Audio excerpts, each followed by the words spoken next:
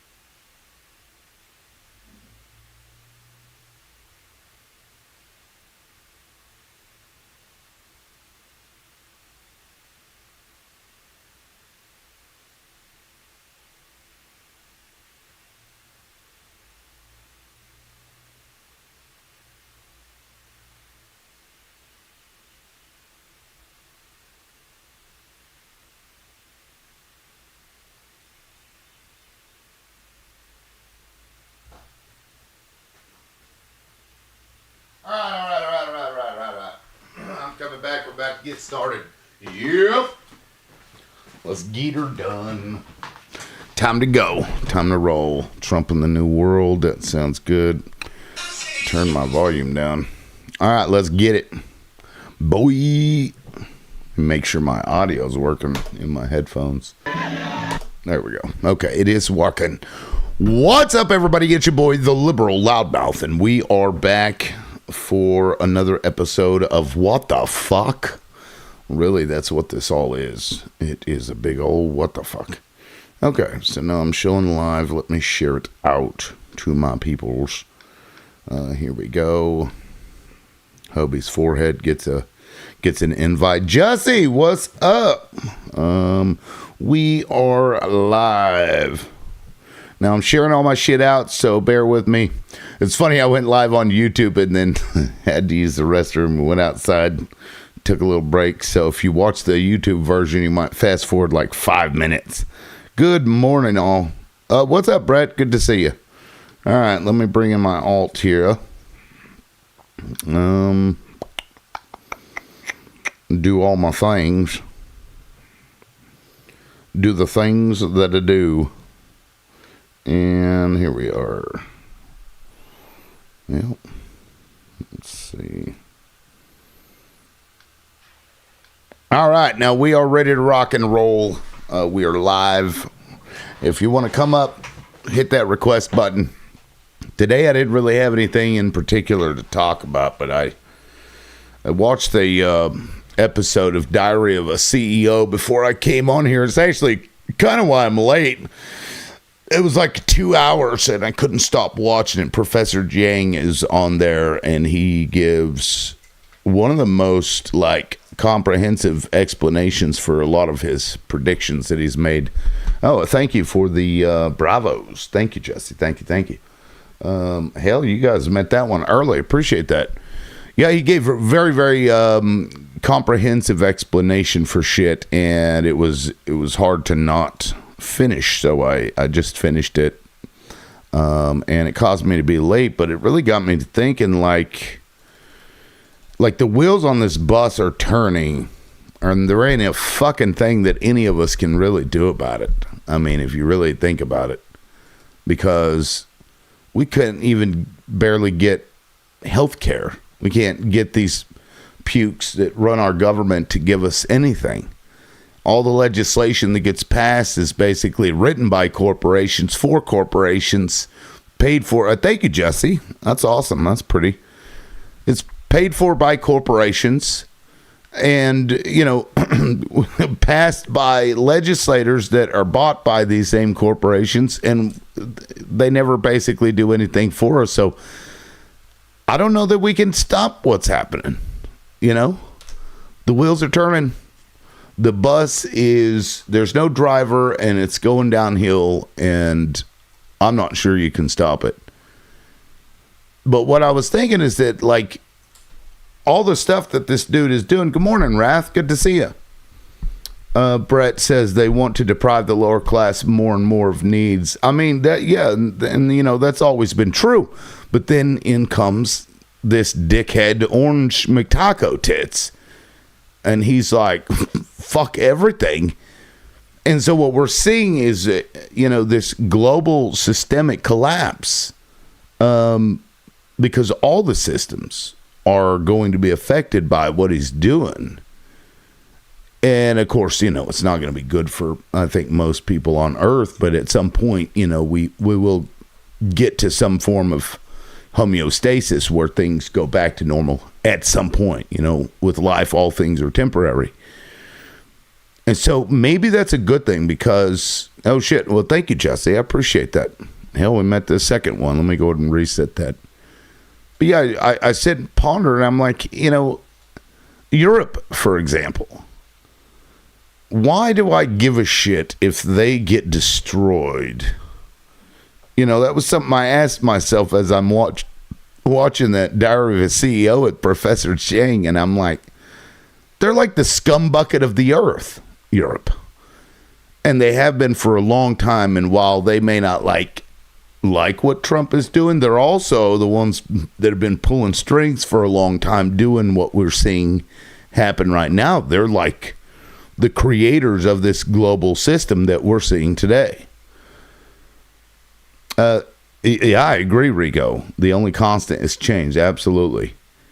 And so if Europe falls and fails, for example, NATO, because if you think about it, the United States has been propping up Europe since World War II, basically. They didn't have to focus on defending themselves in any way because they had us. And so, and Hoodlum talked about this a little bit, and they would suck off of us, basically. Now, of course, we benefited from this also because now we have the world's reserve currency and we are in a unique position. Rigo says, I heard there was a part 22 project 2025, but it's not public. Have you heard anything about it? I have not, Rigo. I have not. But, it's this notion of, U.S. hegemony or whatever, that fucking, national defense strategy plays into what I'm saying really right now, which is Trump wants to basically own the Western Hemisphere require tolls for anybody that wants to do business over here. You know, it really is an upset of the global system, but it will operate outside of the current system, whatever system Trump deems it to be. I mean, that's what we're kind of seeing here. And is that a good thing? Is it, because what I know is that the system that is currently in place has led to constant colonization of countries all around the world. This, like, almost gaslighting, like we are, you know, we're civil. You know, we're civil and you're not because you don't act in the way that we do. And this is continued. You know, we see this all over the place. It's, Rigo said, I think that's the ultimate goal. Oh, got a few people in here. Grunkle says Europe needs to take care of themselves now. Yeah, I mean, you know, really, I don't necessarily disagree with that. But at the same time, that does allow Russia to do what Russia's going to do. But there's not much we can do about any of this stuff. You know what I mean? Like I said, the fucking bus is rolling downhill, and it's, you know, what's coming is coming. I don't think, even if Trump were to be removed from power or, you know, what have you, I don't think it'll stop, because a lot of these oligarchs think that they'll be able to, I don't know, in some superior way, use the United States for their own ends, but our empire is failing. I don't think there's any way we can hold on to it. I think it's a foregone conclusion. Grunkle will probably disagree, but I just don't think that it's going to happen. And of course, we're going to be flailing as we falter, you know, and stop being the world's global superpower. Although I'm not sure that one will really crop up in the same manner that the United States has existed as a superpower. I don't think it'll be the same. I think it'll be, you know, a bifurcated globe. We'll go back to a more volatile system, but it also will be more decentralized. Whereas now you've got this, I guess you could call it a cabal of bankers. And I think we know who runs those bankers, or at least a lot of those bankers. And they have been just kind of inserting this bullshit wherever they go. And so I don't know. It's almost like, what's the point? You know, because we kind of talked about this yesterday. And people were like, well, there's nothing way. You just move out. And somebody's talking about moving to Uruguay. And I'm like, I'm not going to do that. First of all, I can't afford to move to another country anyway. But, like, this is my home. And, you know, I'm not, you know, good or bad. I guess I'm stuck here. So that begs the question, whose side do you jump on? Do you just sit back and watch and see what happens and then try to do something about it after the fact, you know, and make your way in that world, whatever it turns out to be? Because none of us can predict what's going to happen. We can make assumptions about what's going to happen, but nobody really knows. And so do we just eat our popcorn and watch it play out? You know, because this isn't something new. This has happened before. This, you know, global hegemony that ends up collapsing in on top of itself. You know, we've seen this before, not to this degree, but it'll also lead to catastrophe. For example, like in that Diary of a CEO interview with Professor Jiang, he talked about the food insecurity in the Middle East. You know, like Saudi Arabia, those countries, it's desert. You know, they need imports for food. Fertilizer being one of those. Because without fertilizer, I'm not sure that you have enough the ability to supercharge the growth of food to feed all the people, right? And so fertilizer does a good work, but when that is being controlled, then you're really going to have problems. And what that's going to end up creating are refugees. And those refugees, oh, hey, Graf, it's actually good to see you. I'm glad you showed up. I always appreciate your take on this. Maybe you can brainstorm a little with me. It's like a thought experiment, but like, and you do have background noise, so I'm going to mute you real quick while I finish this thought. Sorry. No, you're good. And those refugees, and we're not talking just, tens of thousands. We're talking millions of refugees are coming. And not so much here necessarily, but it's going to be in Europe, and that's going to cause a lot of fucking problems for them because they're going to be hungry, and hungry people will unalive you and take your shit. That's how humans operate. I mean, it is what it is. If you were hungry and you had a family, I think you would do whatever you needed to do in order to feed your family. And so, but that upheaval eventually will peter out, and, homeostasis will come, and some kind of normalcy will be created from that. Some other system will be born from that. And so, do we fight against it, or do we just sit back and fucking watch? I don't know. What do you say, Gruffy?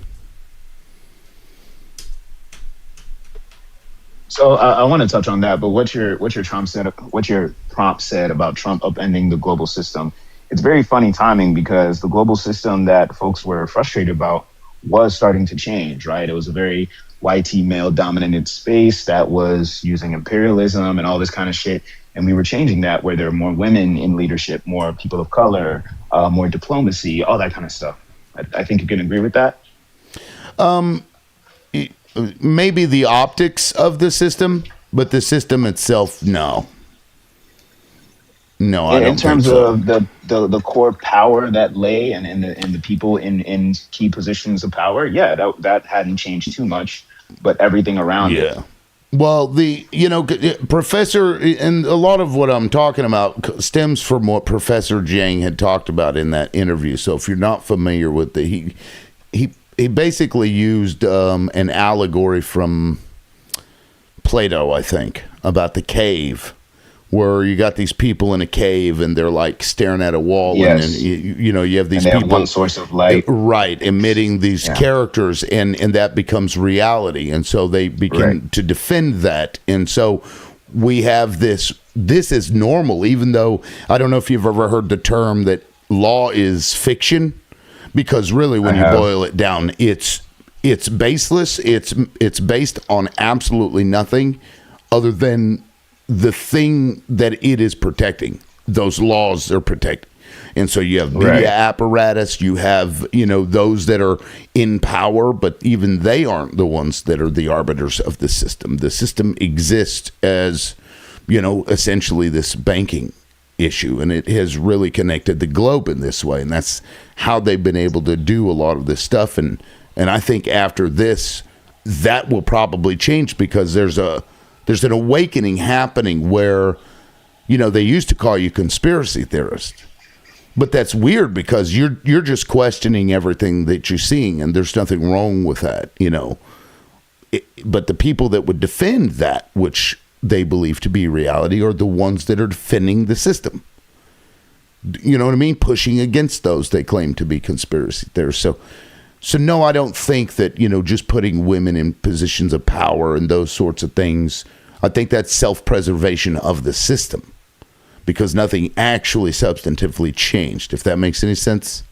No, that totally does. I only brought it up because while we've been having those kind of shifts in the demographics, I understand what you're saying in terms of where the actual power lies, but the shift in the demographics to down the line impact where that power lies. That's what I was pointing to. And unfortunately, Trump is coming in and upending that global system to kind of kibosh that whole process of kind of improving or fixing the system. Because that's what I'm alluding to. I think there was work in progress for the past decade or plus to try and preserve the global system for sure, right? That was based on the petrodollar and American dominance or Western dominance, right? Trying to preserve that, but making overtures to try and improve it. Because the alternative is, which they're never going to do, is essentially let the global South and China run things. The places where the actual resources and the collaboration and all that is actually happening. in the Right. modern day. But that will never happen. Yeah, and it's not even so much that like what Trump is doing is good. It's that what Trump is doing is so bad that I don't think there's any other outcome other than that systemic change. Because Right. of how Yes. fucked up shit's about to get, you know what I mean? It'll kind of eat itself, and it'll bring this awakening to people, which I do think is a good thing. Now, Grunkle, I know you're probably on the other side of the aisle here on this, but like, what say you about all this? Hey, no, actually, I'm kind of sitting here and listening to the things that you're going over, and a lot of what you're saying makes a lot of sense, and I will agree insofar as Trump is ending the system, but the way I was seeing it before the election, actually way back in 2016, when I finally got my mind right and saw Donald Trump for what he actually was, or at least my opinion of what he is anyway, is that the system was going to change no matter what. And Donald Trump is just the guy that is coming in to accelerate it, So he's the change agent, the spark, the guy who comes and rips the Band-Aid off, however you want to put that. But the system was going to change. I mean, with AI, robotics, digital currency, it's all changing. And the old system that we relied on with the petrodollar, it was going to go away eventually anyway. It's just like, from my perspective, do we want the chaos sooner or later? And for me, I was like, well, hey, let's put Trump in there, rip off the Band-Aid, and you were asking the question earlier, is Trump eventually what he's doing, is it a good thing or is it a bad thing? Honestly, I don't think it's neither one. It is what it is. It's like a rock. A rock is a rock because it's a rock. The system was going to change because the system was going to change. So it's neither good nor bad. It's just what happens from time to time. Great political upheaval, great political and economic upheaval.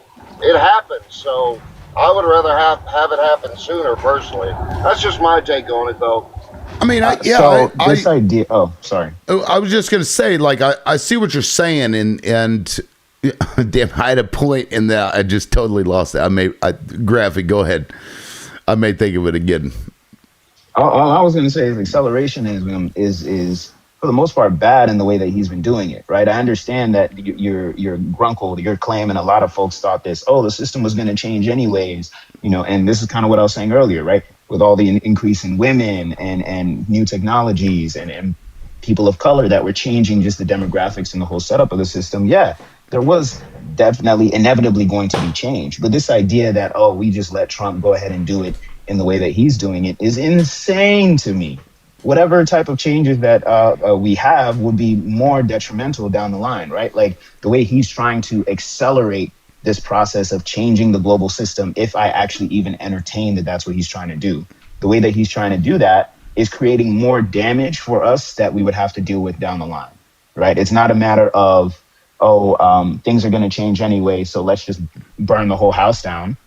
That's the tactic he's taking, right? Yeah. It's like you need some renovations in your house, so you decide, I'm going to just burn the whole thing down and not care about the damage to the nearby forest, nearby homes, kids in the house or not, all that kind of stuff, not caring about it at all. So there's I understand, yes, there's some change that was definitely going to happen already or always, but you got to be much smarter about that change and not ignore public health data, economists, all that kind of stuff that we're telling you, don't do it this way.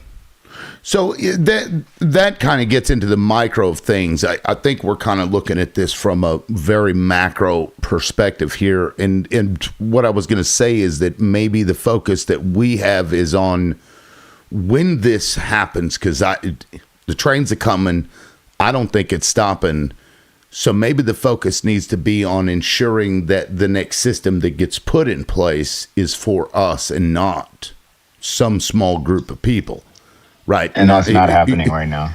Well, this is going to take a while to play out. I mean, we're probably going to end up in some form of a world war. I mean, if one could argue we're already in it, but in terms what of I mean like is the wealth transfer. Sorry. Well, it's, the wealth transfer always goes to them because they set the system up that way. And when you upend that system, for example, the banking system, I mean, is really the rot. And you were talking about, you don't rebuild or bulldoze your house. You do if the foundation is broken, because there's nothing you can do. There is a point at which, when your vehicle, for example, continues to break down because it's just old and rotten and shitty, that you replace it, or you completely overhaul the damn thing. It may look like shit on the outside, but at least everything in is new. So there is a point at which you have to do that. So the incremental changes that we do, the optics of things, really was, in my opinion, a defense mechanism for the system itself to remain in place. It's like, no, look, we put a woman up there. It's tokenism, as Malcolm X would have called it. And so this could be, because Grunkle is right. This does happen. This is a cyclical thing, that empires fall, empires rise, societies rise, and societies fall, and empires fall. It's happened over and over again. It was inevitable.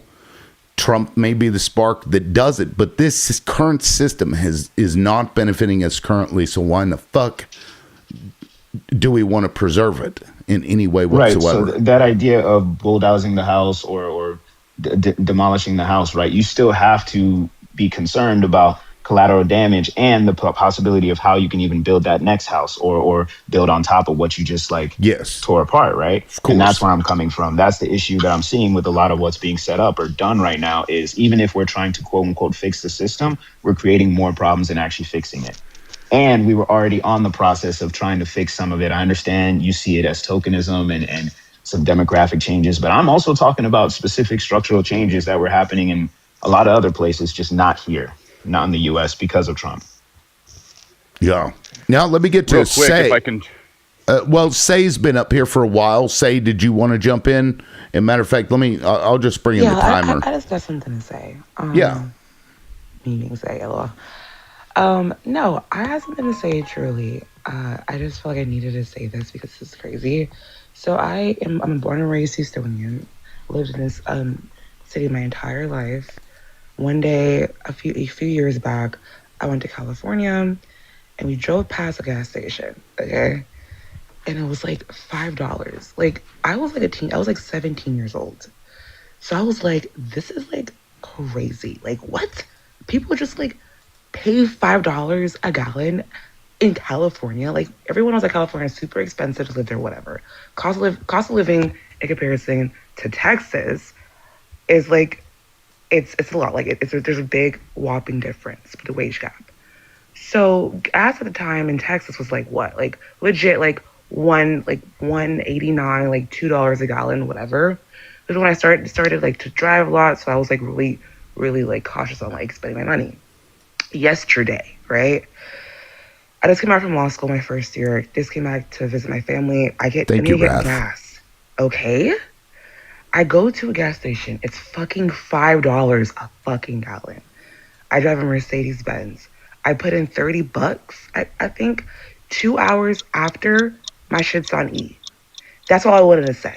I'm disgusted. So I yield my time. Okay. Thank you, Say. Now, I'm not sure who the next person was, but who was that chimed in a minute ago? It was one of Red or Chase. Yeah, Redneck? Was that Redneck? Whoever it was, just start talking. I'll start the timer. I'll figure it out. Looks like everybody's on mute. Real quick, I wanted to speak to Grunkle's comment about the change up and the shake up that Trump has caused. I do understand the sentiment like everybody else.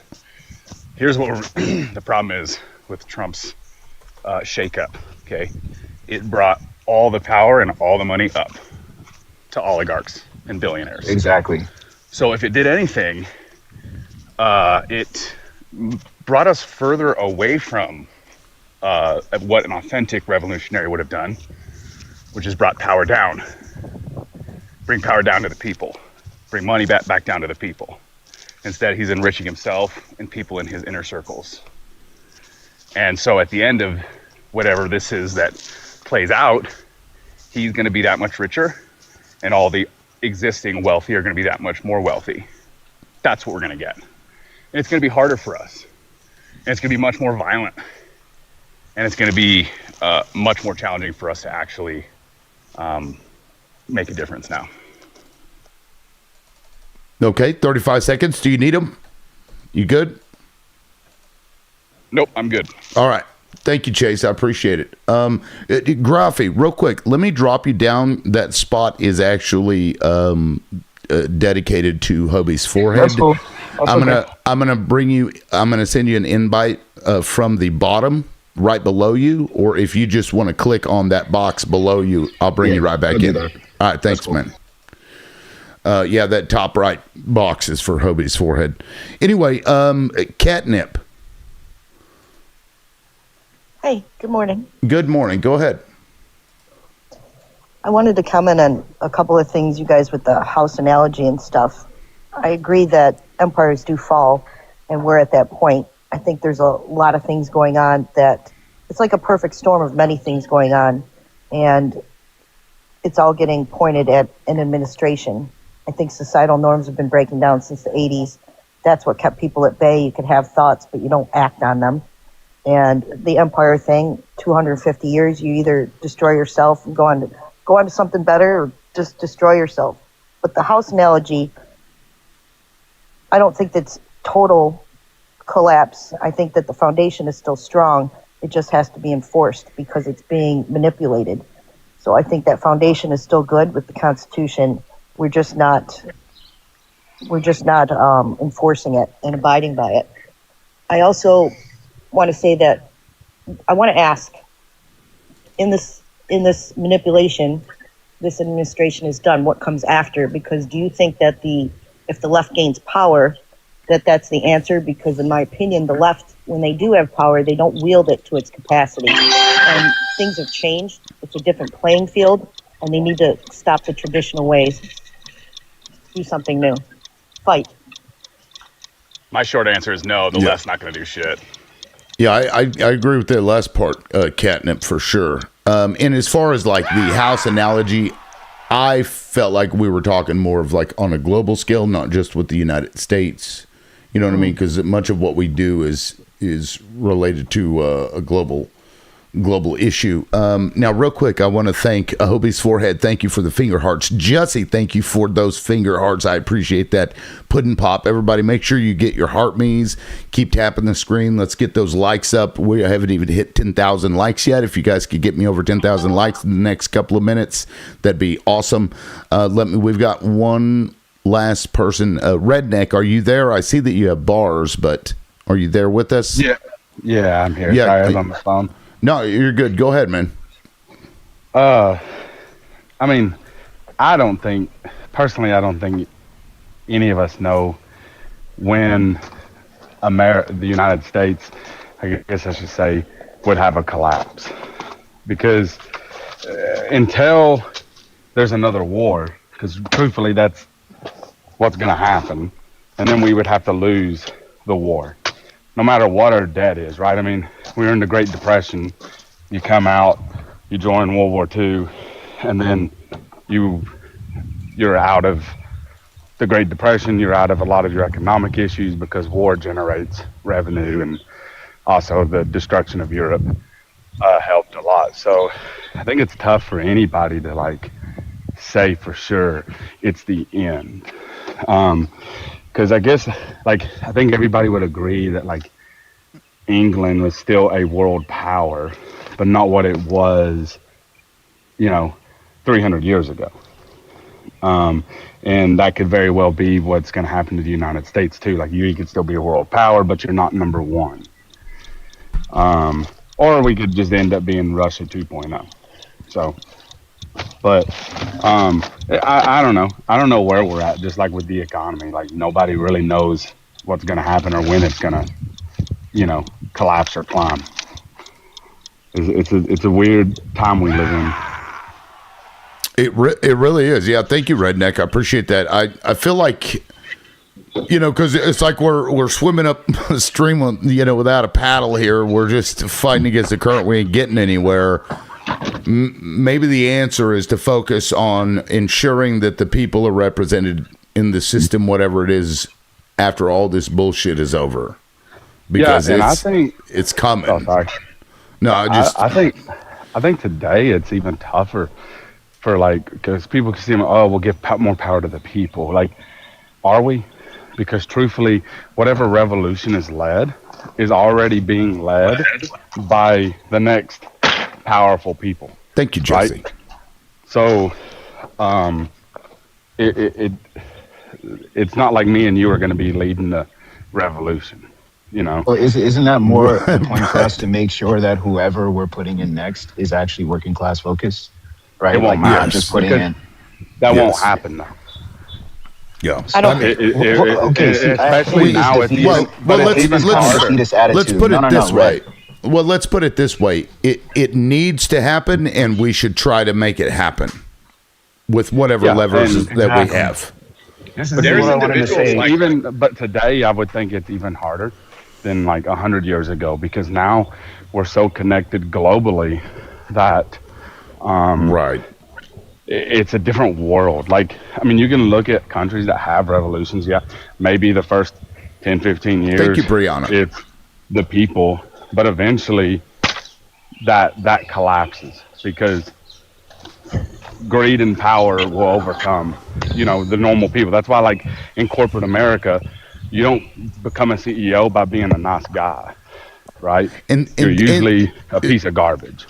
That actually brings up something I did want to touch on, because if the people are to, in Hobie's forehead, I'm going to get to you here in just a second because you're the last person on the panel that hasn't talked yet. This may require ruthlessness from us to position ourselves to be able to build that system in the way that we want it to be, because the people that aren't ruthless, they don't win. Agree. And then whether you agree or disagree with like the January 6th thing, the only way is you can't pick a side. Like, if there was a revolution, you can't be like, well, we're still Republican or we're still Democrat. Like, no, it's like you got to wipe it clean. Like, though, like most of those people can't. I'm not gonna say exist anymore, but they're. Yeah, because if you just let the Democratic Party survive, then guess what? You just have the Democrats again. Like, so it wouldn't matter. Right. And 90 seconds. Well, I don't know who that was. Who asked for 90 seconds? It's me, Chase.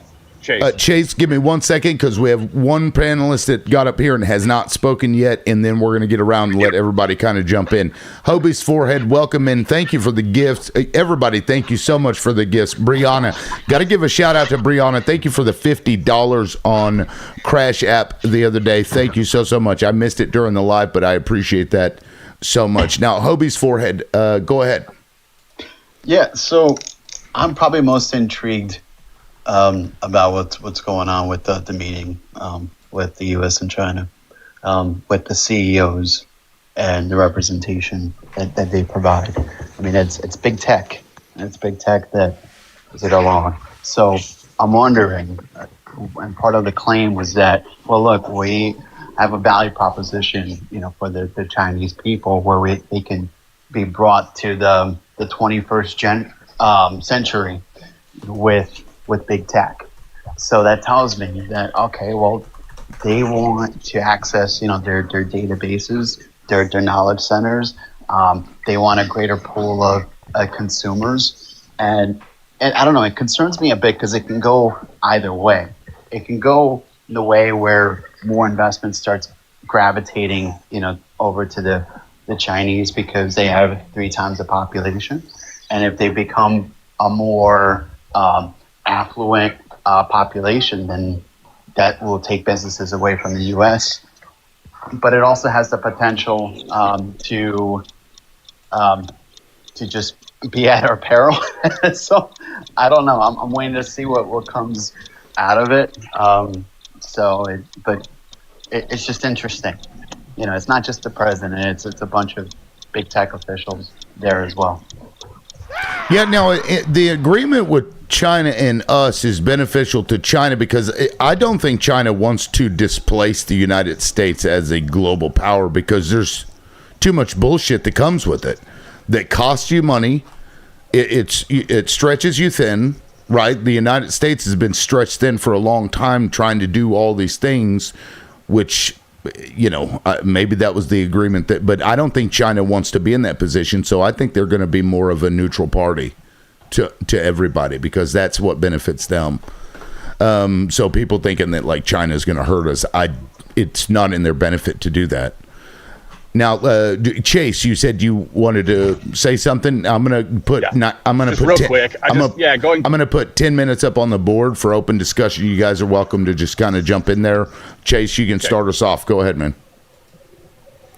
I want to just going back to this conversation about an authentic revolution versus an inauthentic revolution. We've never had an authentic, real revolution follow through in our country, and I do believe it is possible to have an authentic revolution.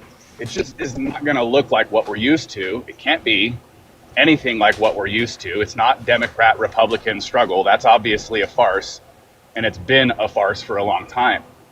So it's not.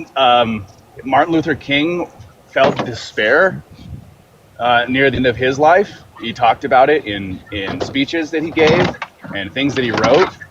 He didn't see how it was going to happen, but he was crystal clear that we should try.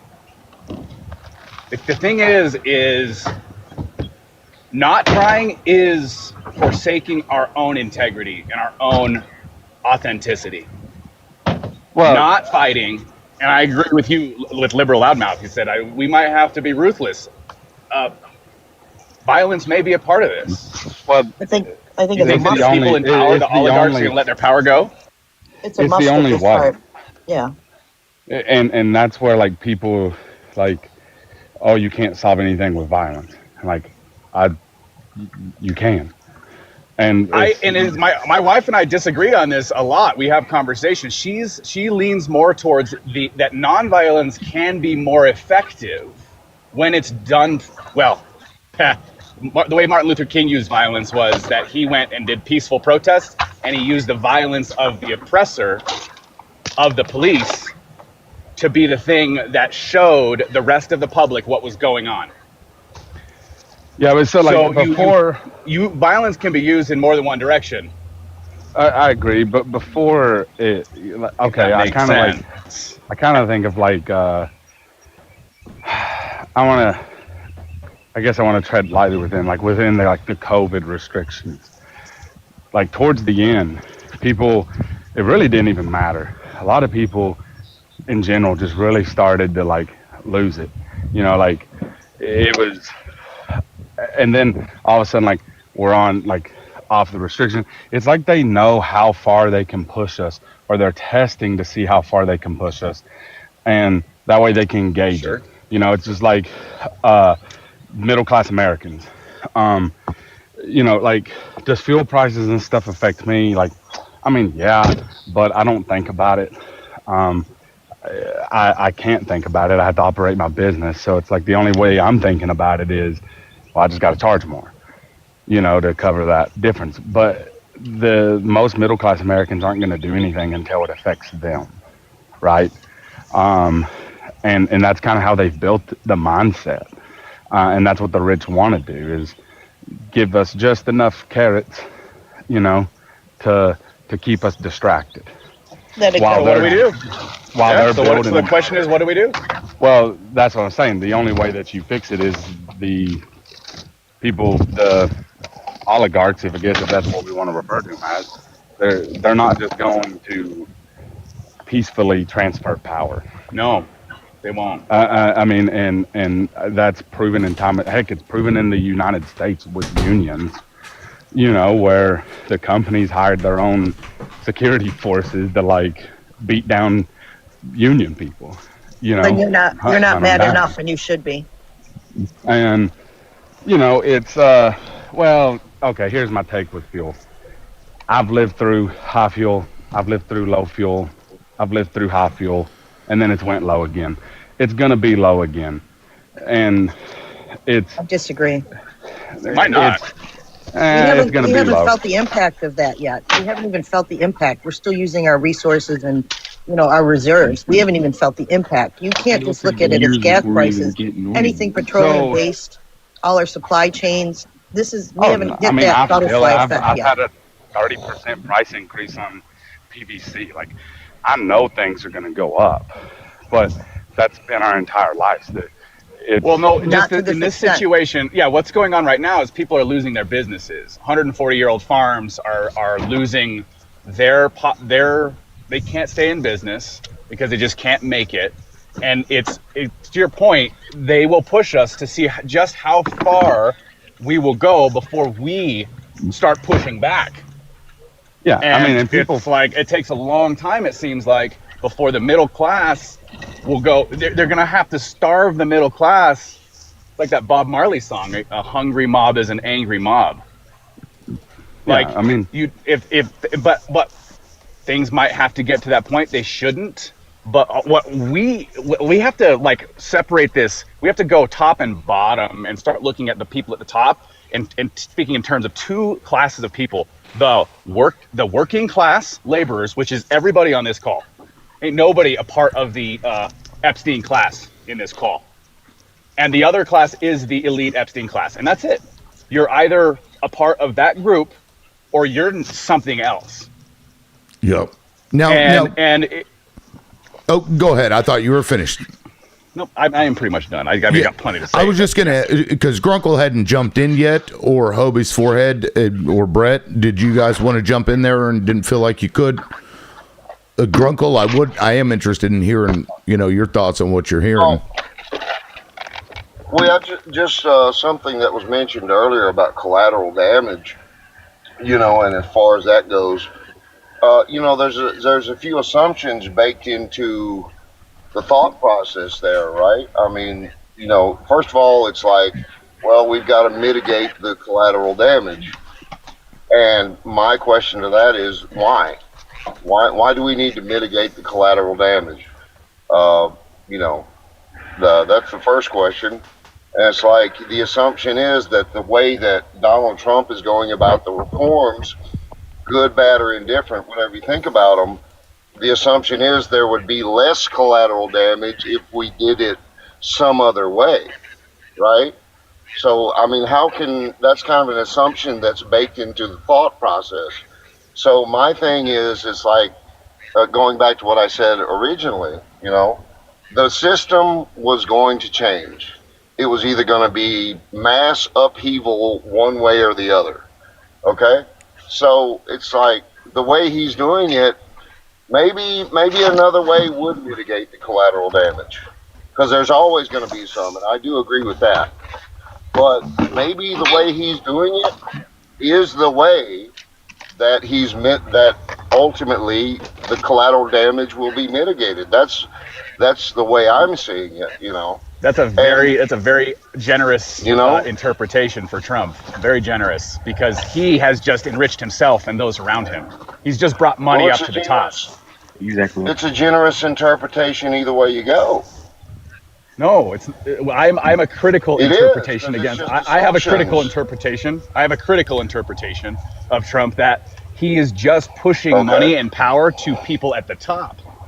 And that is what his end goal has been. His end goal has never been to be a revolutionary, to give power back to people on the ground, to the laboring class. It's never been that. He's never been part of this. He's never been a part of the working class. But really, I Well, agree when with was that. the last Respectfully, when was just real quick, respectfully, you know, I'm 50 years old, and I've been hearing this. Well, we need to push money. Continue on the back down current to the road. people. You know, I've been hearing that all my life, and it's never happened. So it's like, you know, still waiting.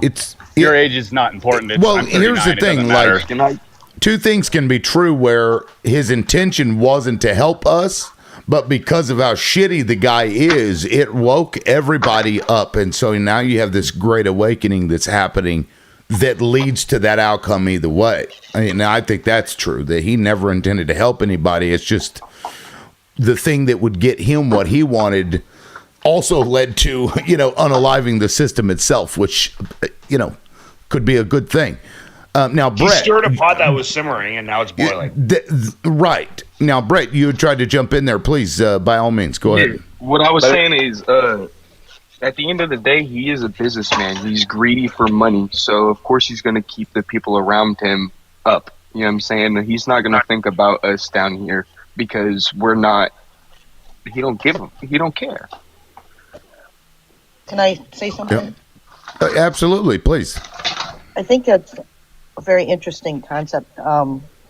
You said that he kind of did a great awakening. Do you think in any way that this was kind of a necessary evil? Because in my opinion, the government stopped working for the people long ago, and this was bound to happen. I think that there's a strategy involved with the left that MAGA base is faith-based, so they have to learn through experience. And if she had won, let's say, in the last contest, that would have been a bigger coup, I think, than J6. And them learning through experience will turn the tide in a different way. But I still hold them responsible, if it was strategy, for the suffering of the American people during that process. Yeah. I mean, I think the suffering was going to happen regardless, because the oligarchs are going to do what the oligarchs do, and it's never to help us, right? It's always to extract what they can extract from us. So whether it was, this global problem or not, I don't think we would have come out ahead in any way. So now I'm going to go back to the individual timers real quick. I'm going to start with Brett and then go around and get around the room. Grunkle, you'll be last, and then we'll open it back up for open discussion. But before I do that, let me just thank everybody that's been gifting. I really appreciate it. Brett, thank you for the shards of hope. I appreciate that. Rigo, thank you for the populars, and to the Heartme's. Guys, don't forget to get your Heartme's so that it'll give you points so you can level up in the room. And please keep tapping. Let's get to like 25K quickly. If we can do it before we get to the end of the individual timers, that would be great. I did 90 seconds before. I'm going to do 65 seconds for everybody now. Brett, go ahead and start us off, man. Oh, well then, Hobie's forehead. Go for it. Hey, I think a fix should probably be ingrained in the tax code, because we know tax codes they last like several years and throughout administration. So I think that if we're going to come up with a solution to help the rich not get richer while the poor get poorer, I think that's a good place to start. Right, the infrastructure is broken. We need to kind of do something about it. So whether it's a UBI like system, whether it's a child account, investing more in kids aged all the way up to like 18. We gotta do something more about it, because a lot of these ad hoc fixes or campaign like promises and stuff, if they don't end up being ingrained into law or to tax law, I think they're just gonna be gone with the wind.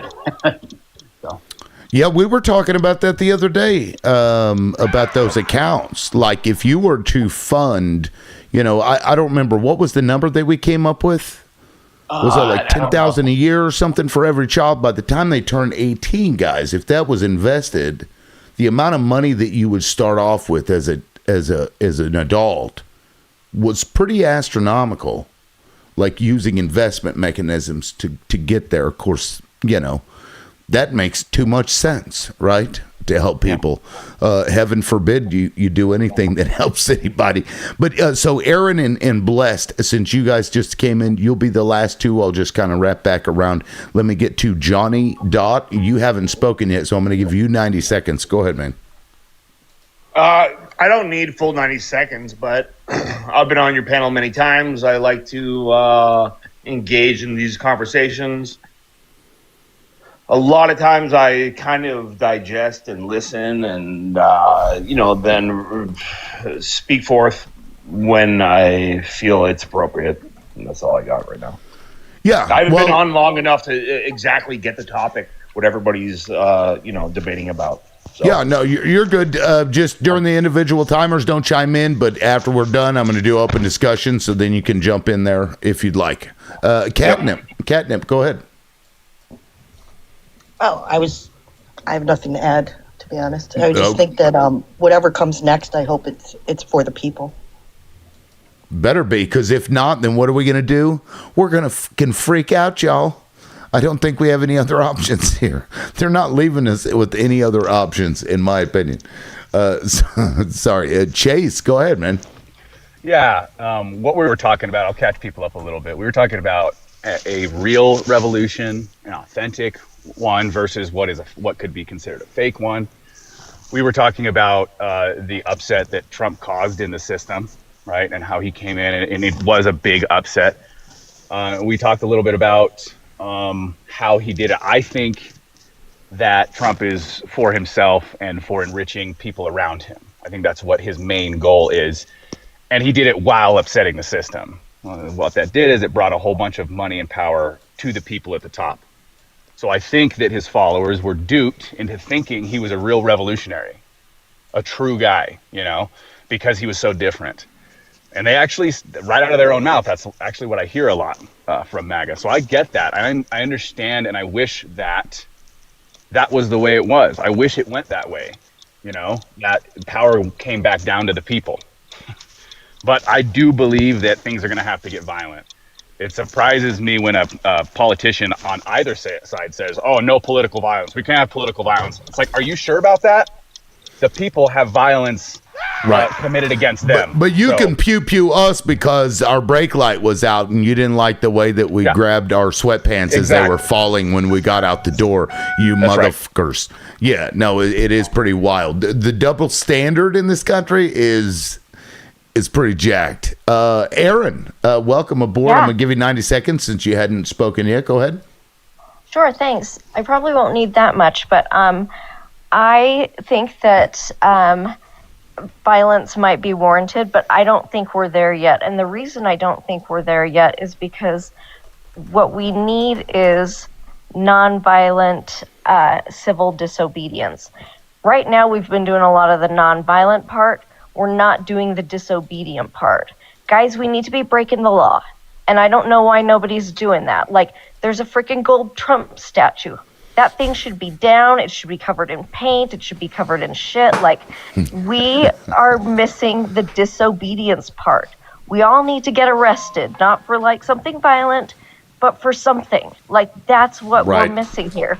Like, I mean, I love the No Kings protest, but like, just showing up to a protest with people and everyone feels good and everyone's holding signs, like, that's nice. It helps people know that, that there are a lot of us, whatever. But like, we've got to at least escalate to disobedience. And I have no idea why that's not happening. I don't understand it. That's all. Yeah, I mean, that's a great point. That's a really, really good point. And let me, after Blessed, I'm going to hopefully play this video if it goes from my phone to my computer. Anyway, before I do that, let me get to Blessed. But thank you, Aaron. It's always a pleasure having you up. Blessed, go ahead. Thank you kindly.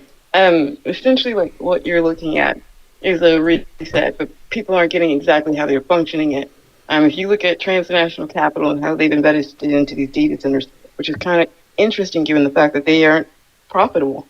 I mean, yeah, you get cool little cat videos, but it's a massive excuse to reallocate funds to parts unknown, while simultaneously we're seeing these things happening in our country as far as the social issues and stuff, right? But in the instance that you see those financial institutions, infrastructure, and mainframes being cyber attacked and being taken down, which will then wipe away the assets of the majority of the country, but it will also wipe away the fingerprints of the crime that's been committed in this entire time of them taking the money that was supposed to be invested for the data centers and stealing it and profiting from it. And when you reset an economic system, you reset literally the rest of the world. Yeah.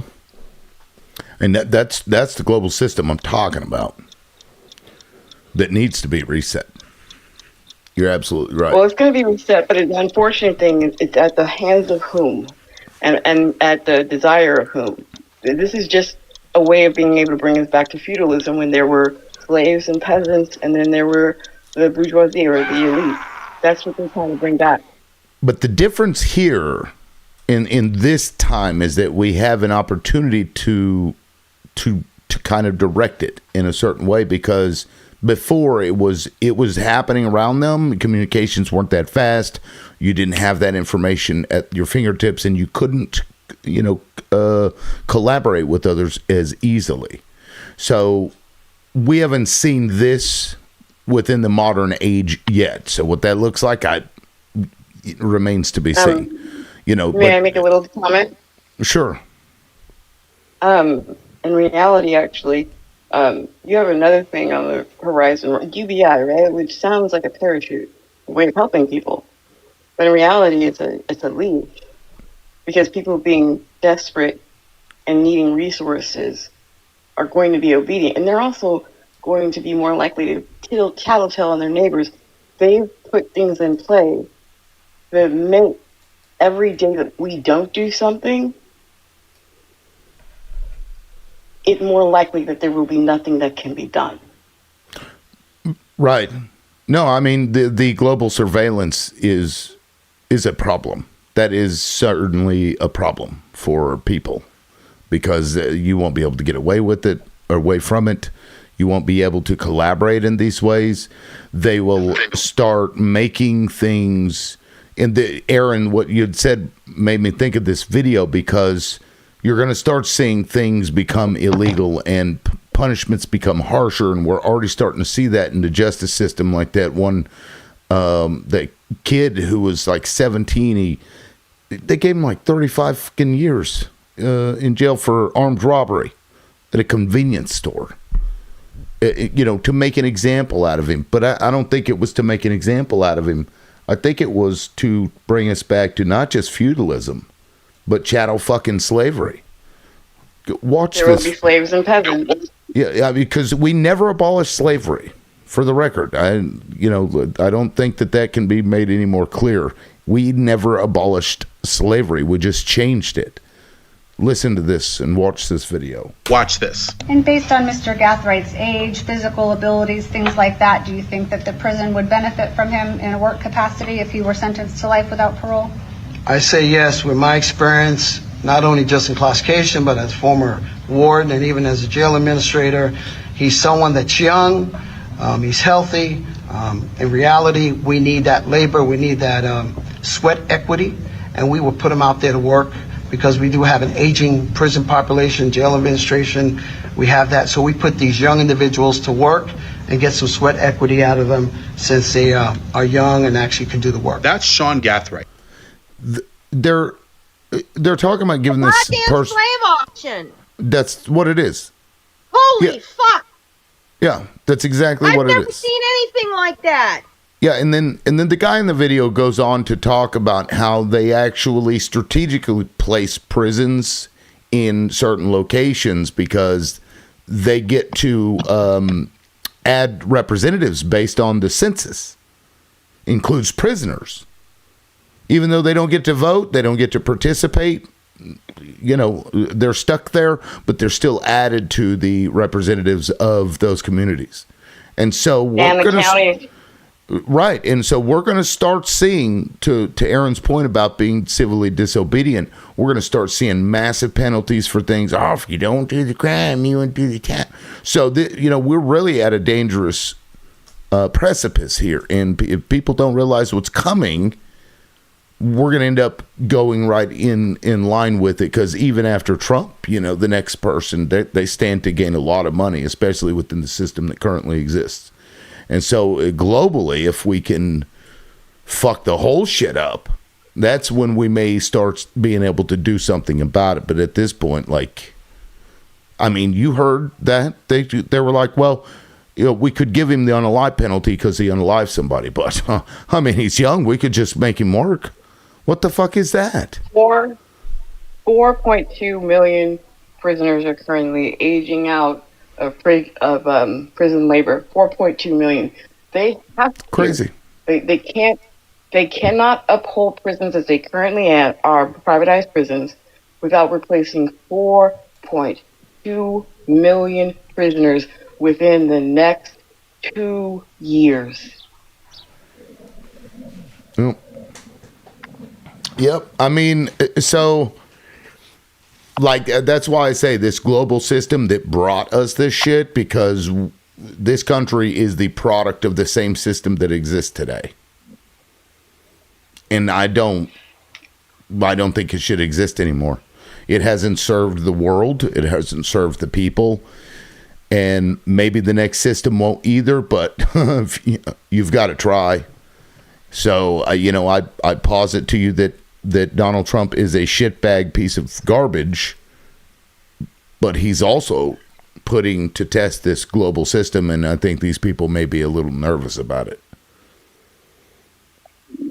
When you look at his mentor, right, the guy that he was frenzy with back in the day, the guy was literally the king of hostile takeovers. That's what he did, and that's what he was the best at. Yeah. When you look at what's happening to our country and our government right now, we're witnessing a hostile takeover where they strip it bare, sell off anything, and steal as much as they possibly can, fuck over the workers, screw over whatever else they can, just so they can, at the end of the day, walk away hands clean with a big old wallet. Well, one of the byproducts that we see from this, where a colonizing type, system or country, whatever, ends up screwing things up for a whole swath of people, is we see when people start to starve, which we will see in countries as this continues, people are going to start starving. That produces refugees. Those refugees turn into fucking pirates. Those pirates are more powerful than people realize, because they will literally go in and just take over entire cities. They will steal the food. They will steal the resources, because when you're hungry, what else do you do? So that, that's part of the thing too that people don't really talk much about, is the refugee. People call it a problem, but it's not a problem. Like, you're going to blame a human for being hungry and going and doing something about it. I don't see it as a problem. I see the people that are causing them to be hungry as the problem. But I don't know. That's what they've been doing for years over in Africa. Right. And that's really where they steal the food. I mean, and to be quite honest, they kicked the shit out of us when we went over into Somalia. Yeah, I mean, there's nothing more scary than a mob of hungry people. Actually, if you look at here in the United States, right, because of the things going on in Iran, we're looking at petrol shortages, we're looking at fertilizer shortages, and we're also looking at petrochemical shortages. You combine that with the fact that we're seeing this conflict and them having the automatic selective service. Why would they have put into law automatic selective service a month before they decided to declare the War Powers Act in February 28th of 2026? Except for they're planning to just this long term. Yeah, because it would take a bare minimum. If you're going to invade Iran, bare minimum is 4 million people. Because it's 90 million people in the country. Yeah, good luck with that. I mean, Lil Red, thank you very much for that. I appreciate the donuts. Now, I'm full. No, I'm just kidding. I'm going to ask for more donuts because I'm not that full. Anyway, it's my birthday, Rigo. y'all. It's your my birthday, y'all. Get the host. It's my birthday, y'all. Please get the host. That's funny. Thanks, Blessed. Happy Anyway, birthday. yeah, happy birthday. Rigo, you've been up here for a minute. Did you want to jump in there? 100% with what you were saying about the for-profit prison system. Sorry if there's a lot of wind up on a pole. But that for-profit prison system is pretty bad. And if you saw the wording and what they're doing with like the undocumented people, they're allowed to use them as slave labor or whatever the wording is that they want to choose instead. That's one. And then they said they wanted to do it to the domestic people here. And then they did the reclassification. And they got all these data centers. Y'all need to start opening your eyes. The pieces are being laid out. Open them. Yeah, but it's going to be such a catastrophe for the world that I don't think the people around the world will have any choice but to do something. And so I think the system itself is underestimating its stability. I think the system is. Yeah, I think it is. I think it's underestimating the ability of people to fuck shit up whenever shit gets real bad. Yeah, that's why those bunkers exist. Hello? Yeah. Hello. Hey, I heard what you were talking about, the different subjects, and I just found out this morning that the Ford company has bought a patent or made a patent, has a patent to put technology into their automobiles that if the automobile does not think you are fit to drive, it will not shift. Right. And Right. your face somehow they are looking for a contract with law enforcement to send your information to the law enforcement database in real time. But you could look up on TikTok, you can just like Ford patents or something like that. And there's people that are teaching each other about it. But that's some crazy shit. It's not just the patents, ma'am. It's the fact that it was written into law in 2025 that as of 2027, every vehicle will have a biometric system in it in order to be able to identify the driver as well as to be able to be confident in the ability of the driver to drive the vehicle. So your car can literally rag. No way. Yeah, well, No, and this is law. This is passed. it's not even just in the United States, guys. This is already being implemented in Europe. It's already out there. Hell, China already basically has put in all of these things. It's a global problem. Yeah, it's a global problem because Exactly what I was going to say. It's global. yeah, it's a global Well, problem. as You're not soon going to be as able you to get have- away from it. Well, I think as soon as you have some of the incidents of a car shutting down when someone's in an emergency and they need to get away from somebody, you're too stressed, the car's not going to start, and someone's going to get like SA'd or hurt or assaulted because the car is not responding, and that's going to be lawsuits that are going to fuck with that. Whoa. In I'm my sorry. opinion. Yeah, I the think that'll lead farmers, to the lawsuits. farmers were talking about people, like if they get hurt, like if they're out Thank you, on the Brianna. job and something happens and somebody's leg gets Right. cut off, that, you're going to be trying to get help. So your Yeah. face, your eyes are going to be different and all that kind of stuff. But that's what the farmers were talking about. This is one of the only things That's that not is going to work. This is one of the only things that is stopping the automation and AI and all this stuff is liability. Liability is Not everything. going to be for long. Not going to be for long, because we have citizens, the birthright citizenship being decided late June, early July. And I just wanted to know, see, there's roughly 20,000 children in the United States born of illegal parents every year. 20,000, not a big number.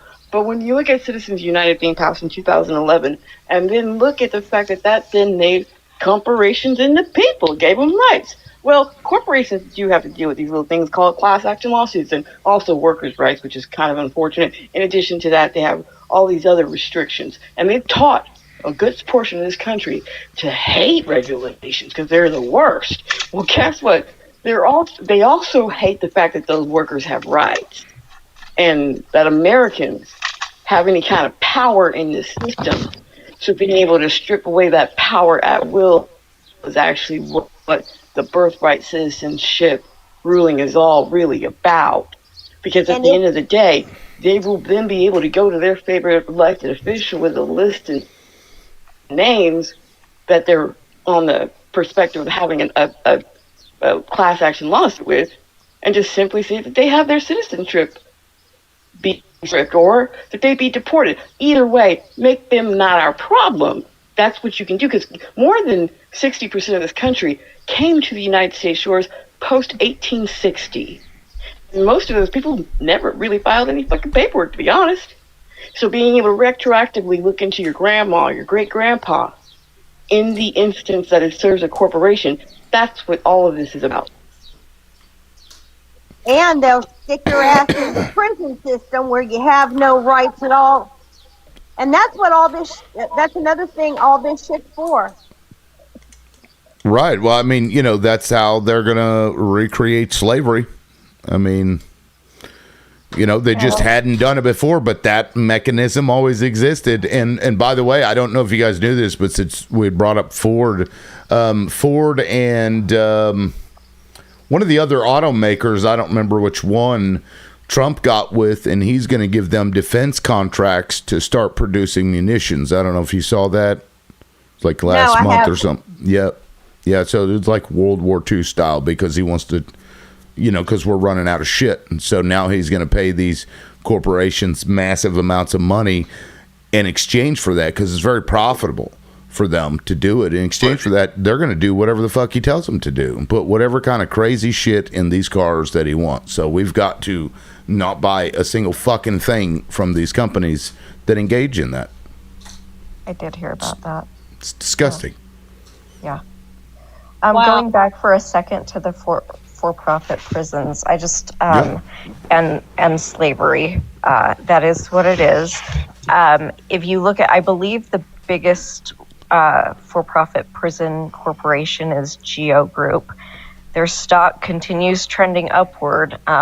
Watch your 401ks and things like that. If you're invested in any kind of portfolio that includes GEO Group, get your money out. It's disgusting for us to earn dividends off of slavery. Disgusting. Well, or you can make some money and then use that money to fucking lobby against them. Use the profits from their own company to lobby against them. Yeah. But I mean, capitalism is a grow or die system. And so GEO has responsibilities to its shareholders to keep filling those prisons with more and more people, and to not let the ones that are in there out.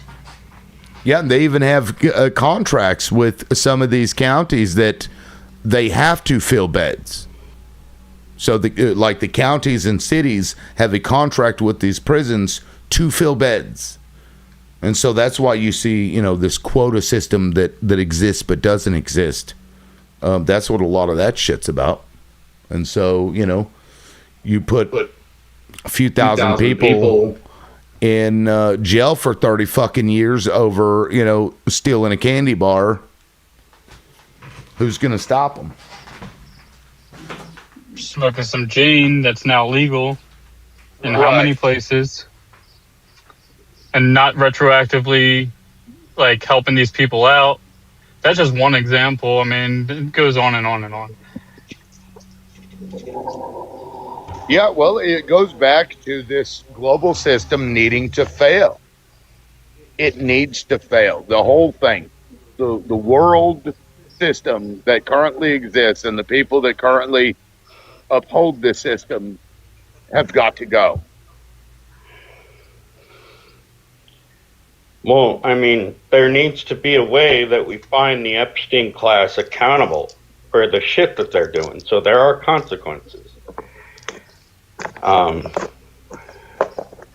That's what's wrong, and that's what they say is the global upending would be, which is not anything we need to be afraid of. It's something we want to encourage. The global upending would be all of a sudden billionaires are not in a favored position. They have to pay their fair share. They have to be held accountable to the same laws with regards to the Island Man and all of those files. We need to let it all. They're not going to do that. They won't. They're not going to do They're the ones that. running it all, dude. Yeah, I mean, Making the unfortunately, laws, Well, doing but it all. that's the solution, right? We What? collectively, as peasants, figure out a way to hold these people accountable. There's only one way to do that, and it's after everyone gets uncomfortable enough to actually stand up and do something. Because I am not going to stand up until I'm uncomfortable enough because I have children. That's one example. Other people have Well, other life stories. Am I wrong? Show me another Different. person. No, you're right. No, you're right. You're not. Yeah, no, that's different. I see. That's very different. Well, I that's don't the have only way I children, see so I it. would have a different level of responsibility to say, well, I'm going to sign up with this resistance, whatever. I don't have people depending on me where I can't take risks like that and just go off gallivanting. No, that makes sense. Yeah. Yeah, and having people kids makes it different. People are waking up. Look at you to really do that. I mean, I don't know how old you are, but there's a point at which there's a role to play, but it's not going to look like what you just said. see, I'm wrestling with the whole. I'm just going to say the subject because I'm a Christian and I believe in Jesus Christ, and Jesus Christ calls me to love people and be nonviolent. So it's it's extremely frustrating to me, and I don't know how to fix it. if someone repeatedly takes away your means of eating, sleeping, punches you in the face consistently, metaphorically, is what I'm saying. What are you going to do? Just stand there and continuously take it? I mean, at some point, No. you're going to get uncomfortable enough, right? When your life is at the brink, and then you're going to start and snap back, right? People snap. Regardless of your morals, I understand. I'm just trying to express my frustration. Well, you can this. hear it in my Because- voice. I got loud 2 seconds ago. I think everyone's frustrated, to say the least, Tracy. Yeah, because it's called economic violence, actually. It's when you can hurt people without ever having to touch them or having to be around them even. Because able to exercise that economic violence then means that the actions of those people are going to be more volatile. It's going to also be more impulsive. Social engineering is a very real premise. And you're talking about, even to the extent of the Irish potato famine that caused a massive migration, that was an artificially done thing. That was something where the British were trying to remove many of the Irish from that area of the world, and they made a deal with the United States to send that unskilled labor to this country because we had just had the Civil War, and we had freed all these slaves. You know what you have to do with slaves? Slaves, you gotta house them. Slaves, you gotta feed them. But the poor, you see, you don't have to worry about any of that. You capitalize off of them feeding and taking and surviving themselves. You capitalize off of the property they buy or the Yes. You capitalize off of their housing, their food, their medical.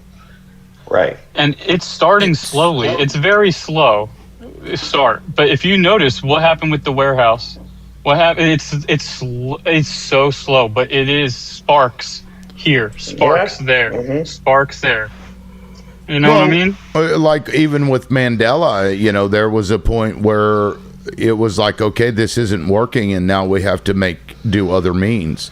I don't think we've seen that moment yet. You had your Preddy, and then you had your, I can't even remember the lady's name now. Damn, but the Sharpsville massacre was what sparked Mandela to be like, okay, we're just going to start guerrilla fucking warfare and shit, because at that point, you try to be peaceful, but you just can't sit back and do nothing. But even if it turns out this way, you'll end up in a fucking civil war, and really that benefits nobody, because they're so good at making us get pissed off at each other and fight each other that we'll never get anywhere. We're just fighting, and we're all in the same spot, and they're just sitting there watching us fight each other, and they're like, well, this is too easy. That's why they leave things on the table, like a B or things like this. They leave on the table so we can be the little ants fighting off of that crumb. That, what if we go this way? What if we go? That is such a non-issue to these people. Right. I don't know. Like they all can afford to get one if they want one. Yeah, they go somewhere else to go and get it. Yeah. But it's like we also I don't know that enough people are going to get behind that anyway. They're self-interested, whatever the case is, or just want to protect themselves. That it may just be the ones that do that are just going to end up in jail and will be forgotten, and they'll just maul over us. That's maybe another option is to watch the global system be destroyed, and then after that you come in as the people with something, because until because in the meantime they'll just fucking put you in jail. May I propose something? Can I bring something up right quick? Sure. Hey, how's it going, liberal? How you doing this Fine. morning? Doing fine. So down here in the comments, I'm talking with Michael, and he brings up this same trope that 170 million people are on welfare, and instead of blaming the companies like Walmart and McDonald's that don't pay their employees a living wage, he blames the employees. And I'm so tired of seeing this. It's not the employee's fault. It's the employer's fault that they're on Medicare and Medicaid and welfare. Well, I mean, there's an argument to be made that people haven't freaked out and burned down any Walmarts, so they are doing this. They are burning down the warehouse. We subsidize the workers, and they're able to be comfortable. I'm just saying, and then they don't pay taxes. I'm not disagreeing. I'm not disagreeing with you. I'm just playing devil's advocate here, because and besides, Michael John in the comments, he's always in the comments. He's always trolling. He is. You want to swap him for me? That's fine. I don't mind. No, he's like the town. He doesn't come up. He won't ever come up. I've invited him several times. So just he's always there. He's like, whatever. He boosts the comments, and I appreciate it. Yeah. So don't focus it's on a different perspective. Yeah, don't focus on that too much. But I think we all understand what role these corporations are playing in why wages are so far down. I mean, it's obvious, and if you're pretzeling yourself to make that argument, it just speaks to that person and not that ideology necessarily, because that's stupid. But I did hear a female saying something. Yes, go ahead. Yes, thank you. So actually, if you want to look at 100 million Americans, that is a goddamn tragedy, because at the end of the day, the vast majority of those people are working class people. They're people who work 40 hours plus a week. They're people who have a family to support. I want to see an America where working class people don't have to make a trip to the welfare office, don't have to rely on the government, because again, their work alone should be able to supply a standard of living that doesn't require help or charity. When I see Jeff Bezos on his wedding in Venice getting $50 million of taxpayer money in tax subsidies from our government for him to have a wedding in Venice, but that's not a problem. We can give him that money instead of helping, I guess a million or so Americans with, feeding their kids but we can give one dude $50 million to have a wedding and to lavishly celebrate. But people being able to survive is the problem. Or maybe it's just the fact that we have subsidies for jets, private jets. We have subsidies also for escorts. If you're picking out a business buddy and you would like to pay $10,000 for him to have an escort, don't worry, you're going to get a tax credit for that. Business expense. Right. Yeah, go ahead, Catalyst. I'm about to bring in the timer so everybody can get a say since we got some new people up here. Yeah, what was I going to say specifically? Yeah, it's bottom versus top. As much as they try and cut us right down the middle, left versus right, I'm like, no, it's bottom versus top. I mean, just after World War II, the aristocrats weren't going nuts. The aristocracy class of people weren't going nuts. And what happened to wages in this country? They've been locked solid at, I mean, my state is still like, what, $7.50 an hour in Colorado? That's been that way for like 15 years. And if wages don't keep up with inflation, that's where you have a wealth disparity. And if we could just alleviate some of the wealth disparity, I think we can start to repair and get things back on, get everybody who's working back up on their feet, feeling like they're getting somewhere again. I'll land. I promise I'll be super fast. Post WW2. Aaron will be next. I was going to just go down the line and then come over, so you'll be right after Aaron. Aaron, go ahead if you wanted. Cool. Yeah, I don't have a lot. It's just to reinforce that that corporations and billionaires get way, way, way more welfare than average American people. We give them all sorts of perks, tax cuts, and honestly, take Walmart, who we were just talking about. We pay them to come and put up a Walmart in any given town via all the tax breaks and incentives we give them. Then they pay their workers low wages, so we subsidize that in the form of welfare for their employees just because they're not paying them a living wage. And we essentially give them free loss prevention. It takes a ton of our police to monitor the loss prevention at a Walmart. Yeah. Fucking loss prevention. It's crazy. You good, Aaron? Yeah, I'm good. Okay. Yeah, Blessed, go ahead. Okay, I'm going to steam through this as fast as I possibly can. So FDR's New Deal was after the WW3. Sorry, oh God, WW3. Anyway, WW2. And what that did was a massive reallocation of wealth in our country. And he put Americans to work. So whenever you talk about, for instance, them talking about the bureaucracy in this country, that was made literally intentionally. Because for one, people who are out of work are prone to disease. They're also prone to violence. And having a bunch of young men in this country who do not have jobs and who do not have opportunity is a recipe for a powder keg. That's why we had the national park system created to put those young men to work. In addition to that, we saw that the institution of there being a 93% taxation of income of the wealthiest individuals in this country, that's what created the fucking baby boom. Because people have the opportunity to be able to have homes and be able to have one person being able to support an entire family. That was accomplished via breaking monopolies and taxing the wealthy. We've done it before, and somehow we forgot. Yep. We have forgotten. Let me get outside. You haven't spoken yet, so let me give you 90 seconds. Go ahead.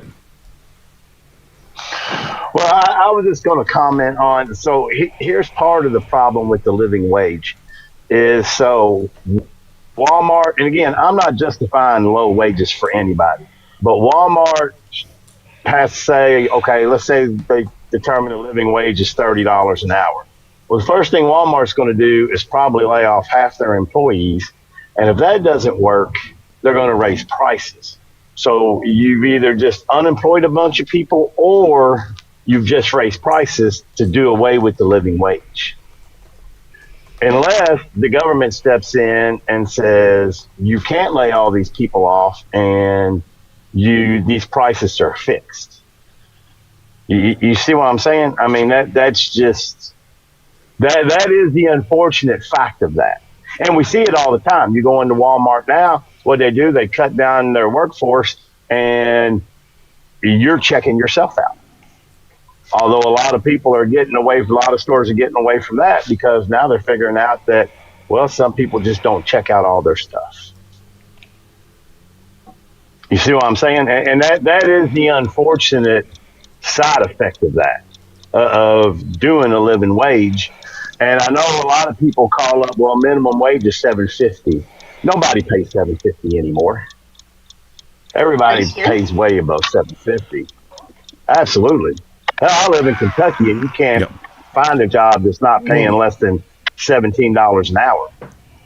Well, Okay, bud, I don't know if you're aware. It's anyway. It's you're like, I don't know what, because the inflation goes up no matter what you do. Whether it's, I used to be able to buy a fucking loaf of bread for 50 cents.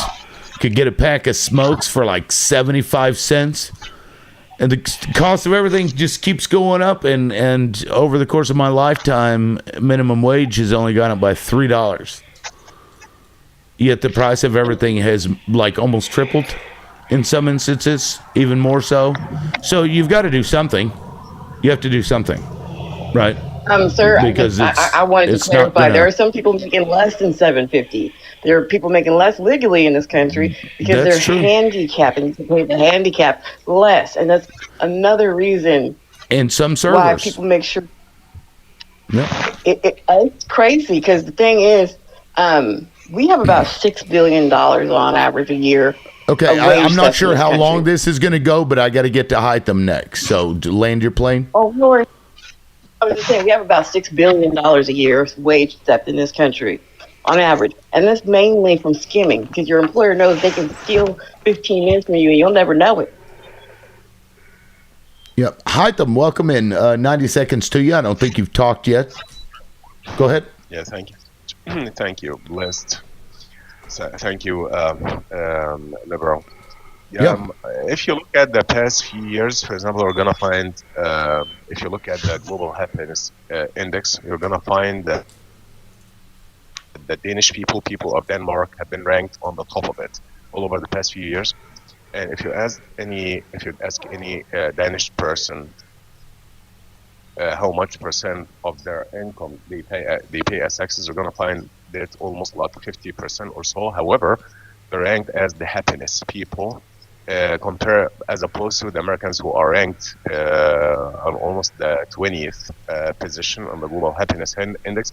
This is as a result of, the tax they pay over there in Denmark. The government, instead of wasting it like what the successive American governments have done, instead of wasting billions and trillions of dollars on meaningless wars that don't have anything to do with any interest of any American taxpayer, the Danish government invested in favor of its own citizens. You know what I'm saying? So, the main reasons that they're the happiest because they have free universal healthcare system, free childcare system, minimum wage of almost like $25 an hour or so, maximum working hours maybe 40 hours a week or so. This is caused their money is not wasted or scammed by the Israeli savages. Look at the past few weeks, for example. $25 billion have been wasted on the Iranian war, the American war, the Israeli war that America has been funding against Iran. Question now is, how does this benefit the American citizens, the American taxpayers? $25 billion wasted. Can you imagine if you had the American government, had Donald Trump saved up this money, I go ahead and land your plane. In favor of the homeless people, for example, the homeless Americans? Yeah, go ahead. Yeah, thank you, Hytham. No, I appreciate that. Now Rigo is going Can to I be. say something real quick? Well, give me just a second because we got one left that hasn't spoken yet, and then I'm going to open it up to everybody. Rigo, go ahead, man. Hey, I was gonna address the first thing, and now I lost that train. But I'm at Get Out thing. Y'all need a fucking notebook to keep track of everybody's. For real, bro. One of the downsides of having so many people on the panel, but yeah, I'll already set your timer. Go ahead, man. Let's see. Get Out. I think you're saying something. Correct me if I'm wrong about the increasing the minimum wage. The companies would just increase their prices or lay people off. Is that correct? Yes or no is good enough. Get Outside. I think he's addressing that to you. Now, what was your question again? Like he was addressing how like if we increase the price of like the minimum wage for these workers, that it would increase the cost of the things as well as like cut jobs, right? Because they need to make a profit. Right. So hey, I yo, think. bootlicker. So I think. Somebody's talking to you. It's all good. I'm just going to talk to the 50 other people in here. It's all good. So when it comes to doing that, we have to take into consideration that we subsidize these companies. We have to take into consideration that the shareholders are what these companies are beholden to. So if it's companies that do not make new products, that are just supply services to us, those companies cut people off, like our telecommunications. 15,000 people got laid off to make a profit for the first quarter. That's just one example. I've ran out of time. My bad. Peace out, y'all. That's it. That's fine. You go ahead and land your thought because we're going to open it up to open discussion anyway. And I may just start with Get Outside. So go ahead and land your play. I don't think they're wrong in the sense of like, yeah, if they do that, like if you raise the minimum wage, it will increase that because these companies are taking advantage. You got to stop the advantages that these companies. Who is at fault is basically what I'm getting at. Yeah, I mean, to me, it's just this whole fucking system, really. You know what I mean? A lot of this stuff is just window dressing for the system to continue to extract wealth from us and labor from us at as little as possible. You know, they know that they can. Because you ever notice how you'll see like a game come out and they'll be charging like $60, $70, and then like a week after they start charging $30. And they're like, well, if you could have fucking charged 30, why didn't you start out at fucking 30? You'll see that with products. Yeah, you'll see that with products. Oh, we're cutting price. And they cut it by like 35, 40 fucking percent. And you're like, well, why didn't you just start out that way? Why did you try to bilk as much from us as possible? You know what I mean? It's like I literally just had. I hate that. I had 4 items in the shopping cart and my Bezos shopping cart. I'm gonna be honest with the panel. My fault. The Bezos shopping cart. I've left 4 items in there, and let's say it came out to $250. Yo, don't you know it? I left it in there for like a week. They gave me a 40% discount on all the items, and I said, "Ooh, I might get this." And my wife's like, "Nah, if they could do that, they could do more. F them." And you know what? It's still there waiting. Yep. Actually, sir, I highly suggest that you do buy those items, and you buy them, and then you immediately contact Amazon and let them know what poor condition they were in when you received them and that you want an immediate refund. And guess what? More times than not, instead of having you ship it back to them, they'll just tell you to keep the item and they'll give you back either a percentage of what you paid or they'll give you a credit towards your next item. That's pretty based, especially when, I don't know if you know, but video camera production stuff gets quite pricey. Yeah, it does.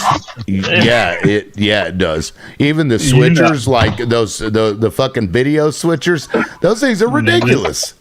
And all it does is like swap from like one camera to the next or 4, depending on that shit is like 1,000 plus for a decent one, but. Anyway, I started with the open discussion, but I was going to start with Get Outside since he kind of didn't get to say anything. Open discussion. Let me put this in there. Anyway, Get Outside. Go ahead, man. Did you want to start us off? I'm going to actually reset the timer. And again, I don't disagree with you, but that's exactly what's going to happen. And even much like the guy said about Denmark, I for one wouldn't mind paying more taxes if we had a system more like that. But that's not the way our system works. Our system is we waste your money. We send your money to take care of shit all around the world and not take care of our own people. And then you still have to pay. Like if for the amount of money that I make, if I paid 50% of my money in taxes and my kids got free college and we got free insurance and everything else, I'd be fine with that. I just look at that as I'm paying for my stuff. But that's not the way it works over here. You do realize that these you ain't we're wrong. going. No, he's not wrong. But the reason we are out in all these countries and spending all this money in all these countries is not only it's 9 times out of 10 for these corporations. I mean, that's how I see it. Again, Maybe I'm wrong. I don't disagree. You know, all the good jobs that built the middle class, they're gone. Why? So they can make it somewhere else cheaper and bring it back here. All of that is played a part. And then, hang on. You understand, we used to have free college in this country. Yeah, that was a long time. That's a long time ago. Yeah, but today But Israel today we has don't. free. Yeah, today Israel has free And the thing university is, education system out of it's not even tax money. it's not even all Israel. It's our own politicians. For instance, there was just a news article about the governor of California's if you look wife. Well, hang on. The governor of California's wife just got a big payday from the government of California because her business that she did work for the state got $300 million or $30 million, $3 million, something like that, and then she paid herself like $1.6 million. Yeah, that's why people have a problem. I have a question for you. Are you fine with the fact that your tax dollars pay for K through 12 education? Yes, I am. My kids went to public school. I don't have a problem with that. So here's what happens, right? So the people who understand what a social service is, like K through 12 education, right? They don't say only based on a certain income you get this help. They say regardless of the income, that subsidy is allowed to the community, right? And so what happens is because they don't want to do that with some things, which university college is one of those, healthcare is one of those things, they go, wait a second, here's what we do.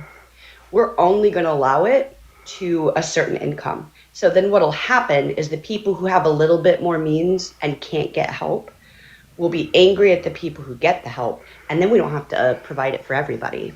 That's the mind game they play for you and everybody else, so that we don't actually expand on the social networks that we as a community could have to better humanity. Someone was wondering why you're saying this about Israel specifically. If you look at the amount of money that is scammed on a daily basis, I mean daily basis really, it's $11 million going to only Israel. $11 million every single day. That's a penny in our bucket. 11 million? Ha, I laugh at that. Every single day. Every single day. Trash. And this is I don't disagree. And this is only what we know.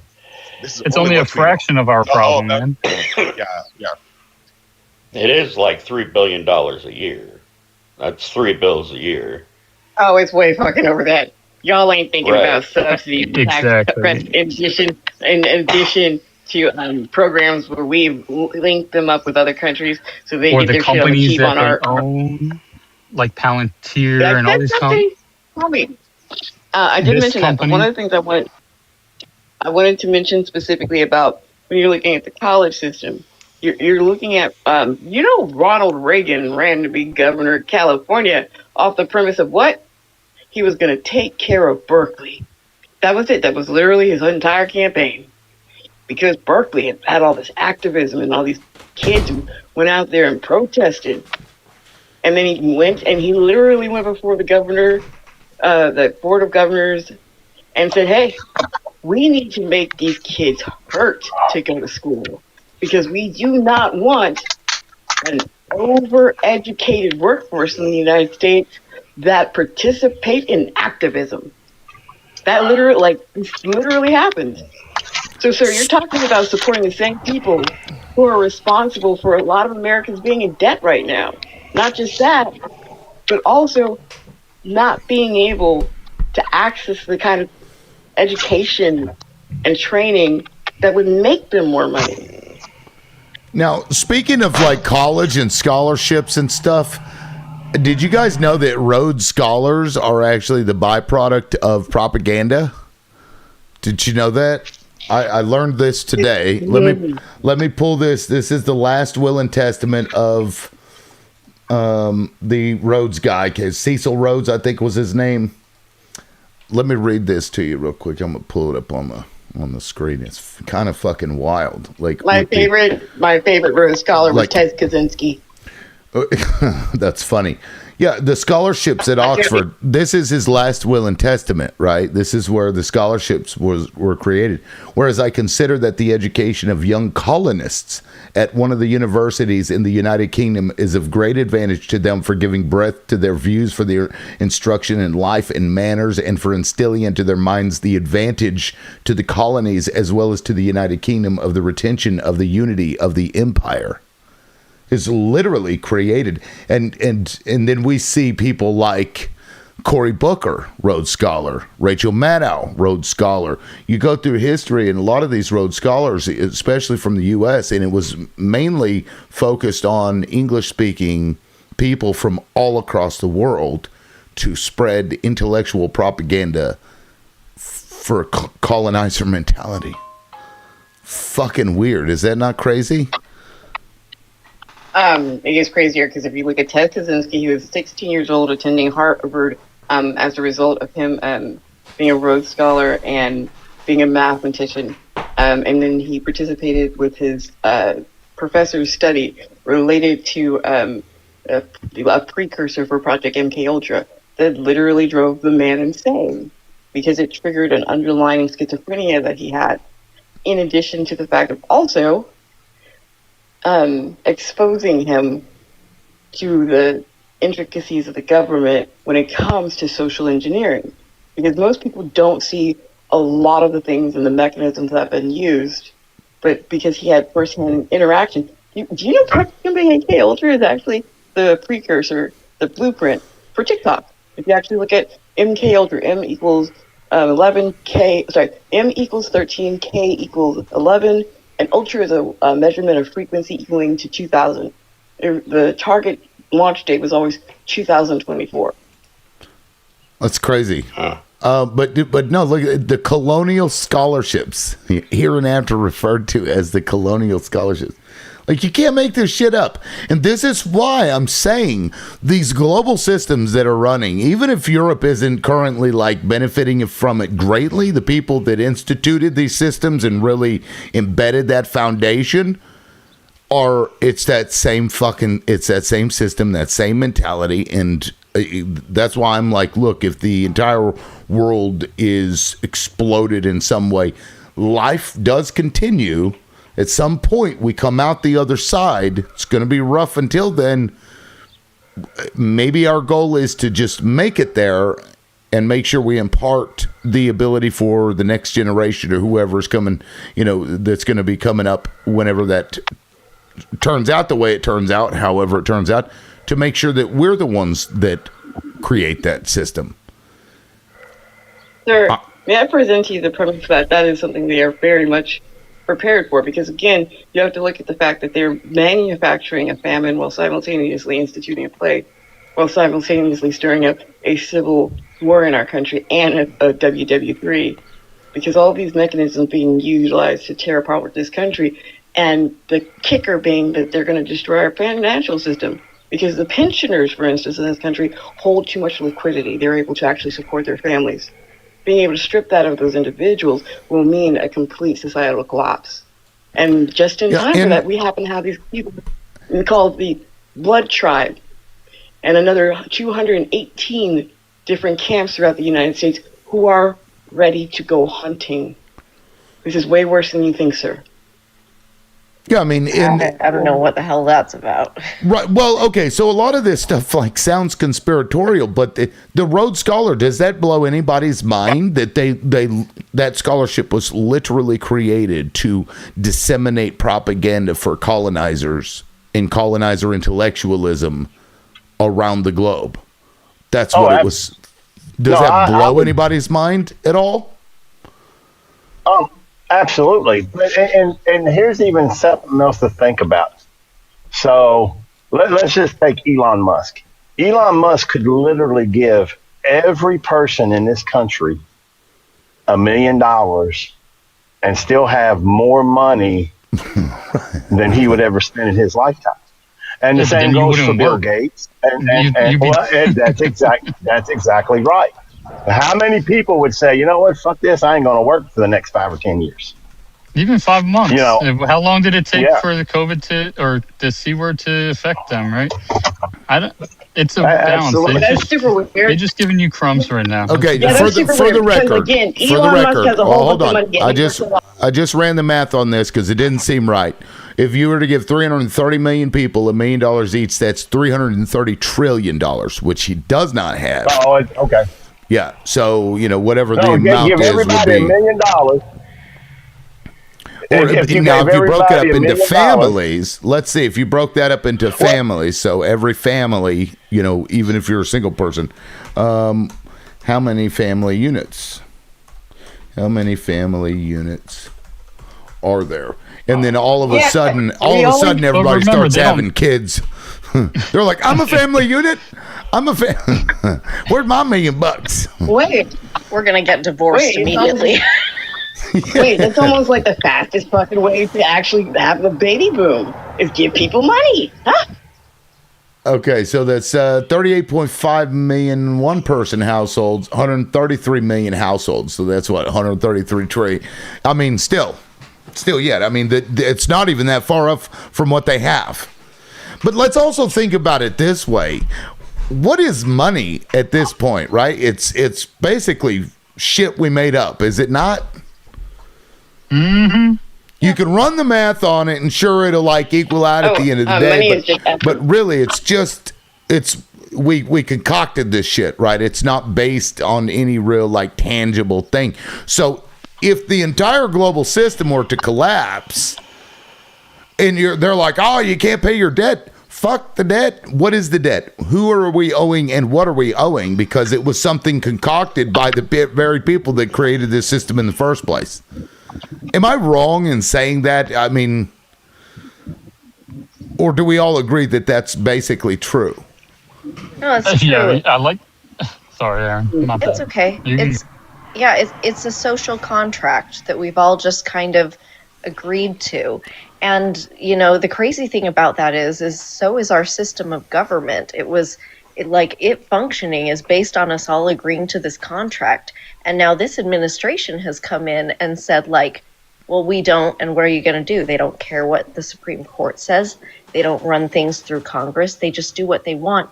And what we found out happens is nothing. Nothing. We can't do anything about it. So why would we think money would be any different? Right. Yeah, but to that point, if you don't pay your debts back, so fucking what? It's meaningless, pointless shit. Right? I mean, Rigo, you were about to jump in there. What were you going to say? No, I was just reading the comments and I got something just put a thorn in my side about what Michael was saying, but I addressed him in the comments. Michael. He's always trolling everybody. Yo, he knows how to do his job, man. Well, here's the thing, though. Because Michael, he'd been in here for over an hour, and I'm like, Michael, you've been entertained for over an hour and not a single tap, and he started tapping. So, Michael, hats off to you. Oh, good trolling, bro. I mean, it's entertaining for him, I'm sure. You got me, bro. But he's tapping, he's doing the work. So, it is what it is. He's just trying to say, if you were given $1 million, we wouldn't have that money, and if we didn't have that money. It's because he was saying we should reinvest it. If you're reinvesting into the same system that is causing the problems, I said, what is the point? Like, I don't disagree. If you reinvest that into the system, you're going to get a return. But we're talking about this system being broken. So And like fake. you're on a different plane. Yeah, you're boarded spirit, If you're and that's talking about already a down. massive wealth redistribution, that would be an incentive.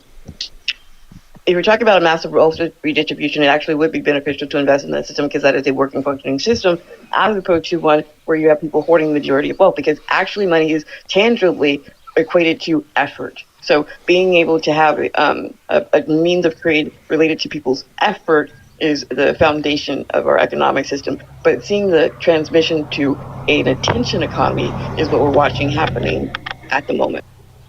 Yeah, but like if the people that are the ones that have, haven't agreed necessarily, but their participation in it is tacit agreement, if they say I don't agree anymore, then what?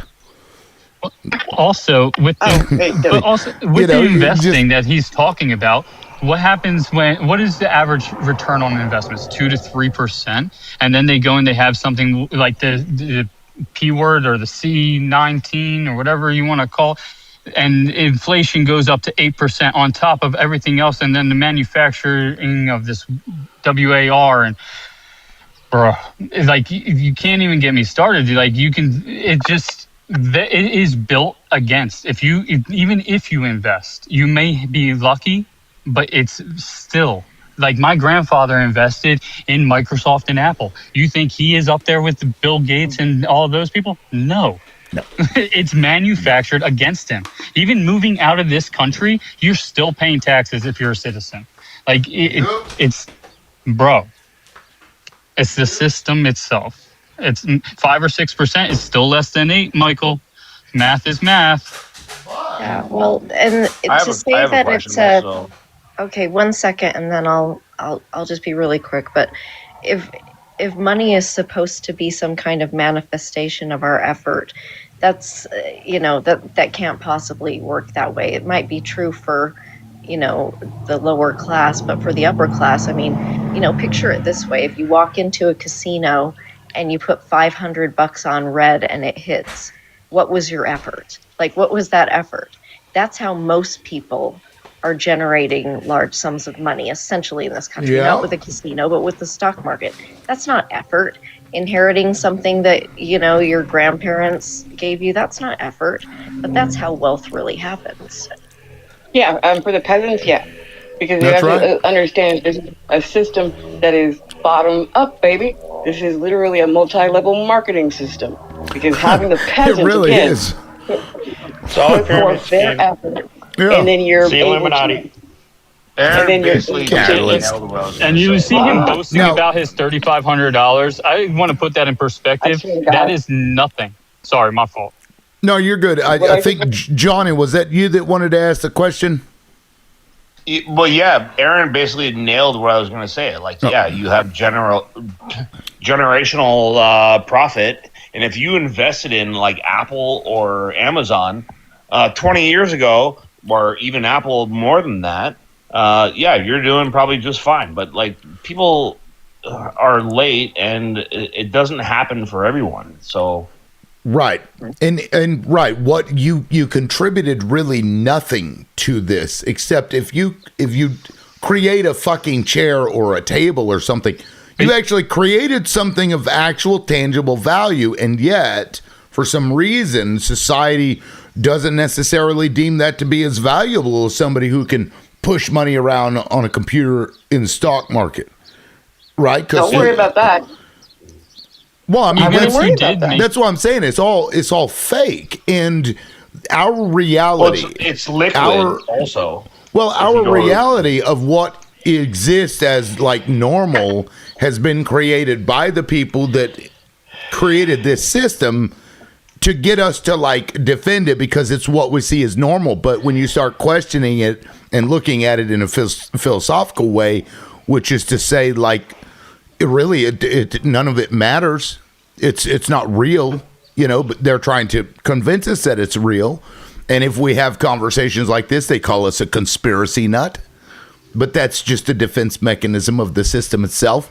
So if we know that this stuff isn't real, it's not really that tangible, Why do we participate?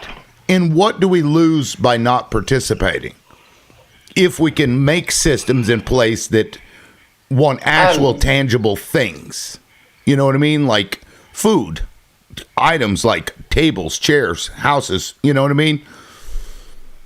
Let's get there. Risk creates opportunity, but that's why it's a risk. You know, like who knew 20 years ago that Amazon would be where it's at? I'm sure some people did.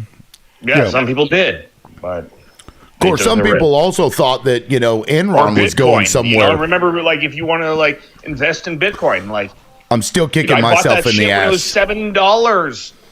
Yeah. Did you cash it out at some point? Yeah, I did, and you kicked yourself in the exactly. Yeah. Yep. I just Even if you make I out just well- use Bitcoin to buy rugs on the dark web. But even if you make out well in buy rugs. That's What funny. I Oh, you was being saying is- serious? Are you being serious, Catalyst? This is a heart attack. That's funny. I had a nice bit of Bitcoin for. That's what Silk Road was. Yeah, that's pretty funny. I mean, you can currently use it like Anna's Archive. I don't know if you're aware of what Anna's Archive is. I probably shouldn't talk about it, but if you want to go, it's nothing crazy. But you can use that Bitcoin in order to pay for the subscription because it's not, shall we say, legal. It's also not, it's not that there are certainly worse things, but Anna's Archive, ANNA. Well, if you have a private wallet, you can transfer funds around and it's untraceable. Yeah, Just Bob. Thank you, Just Bob. Anyway, Tracy, you came up at an interesting time. Did you want to weigh in?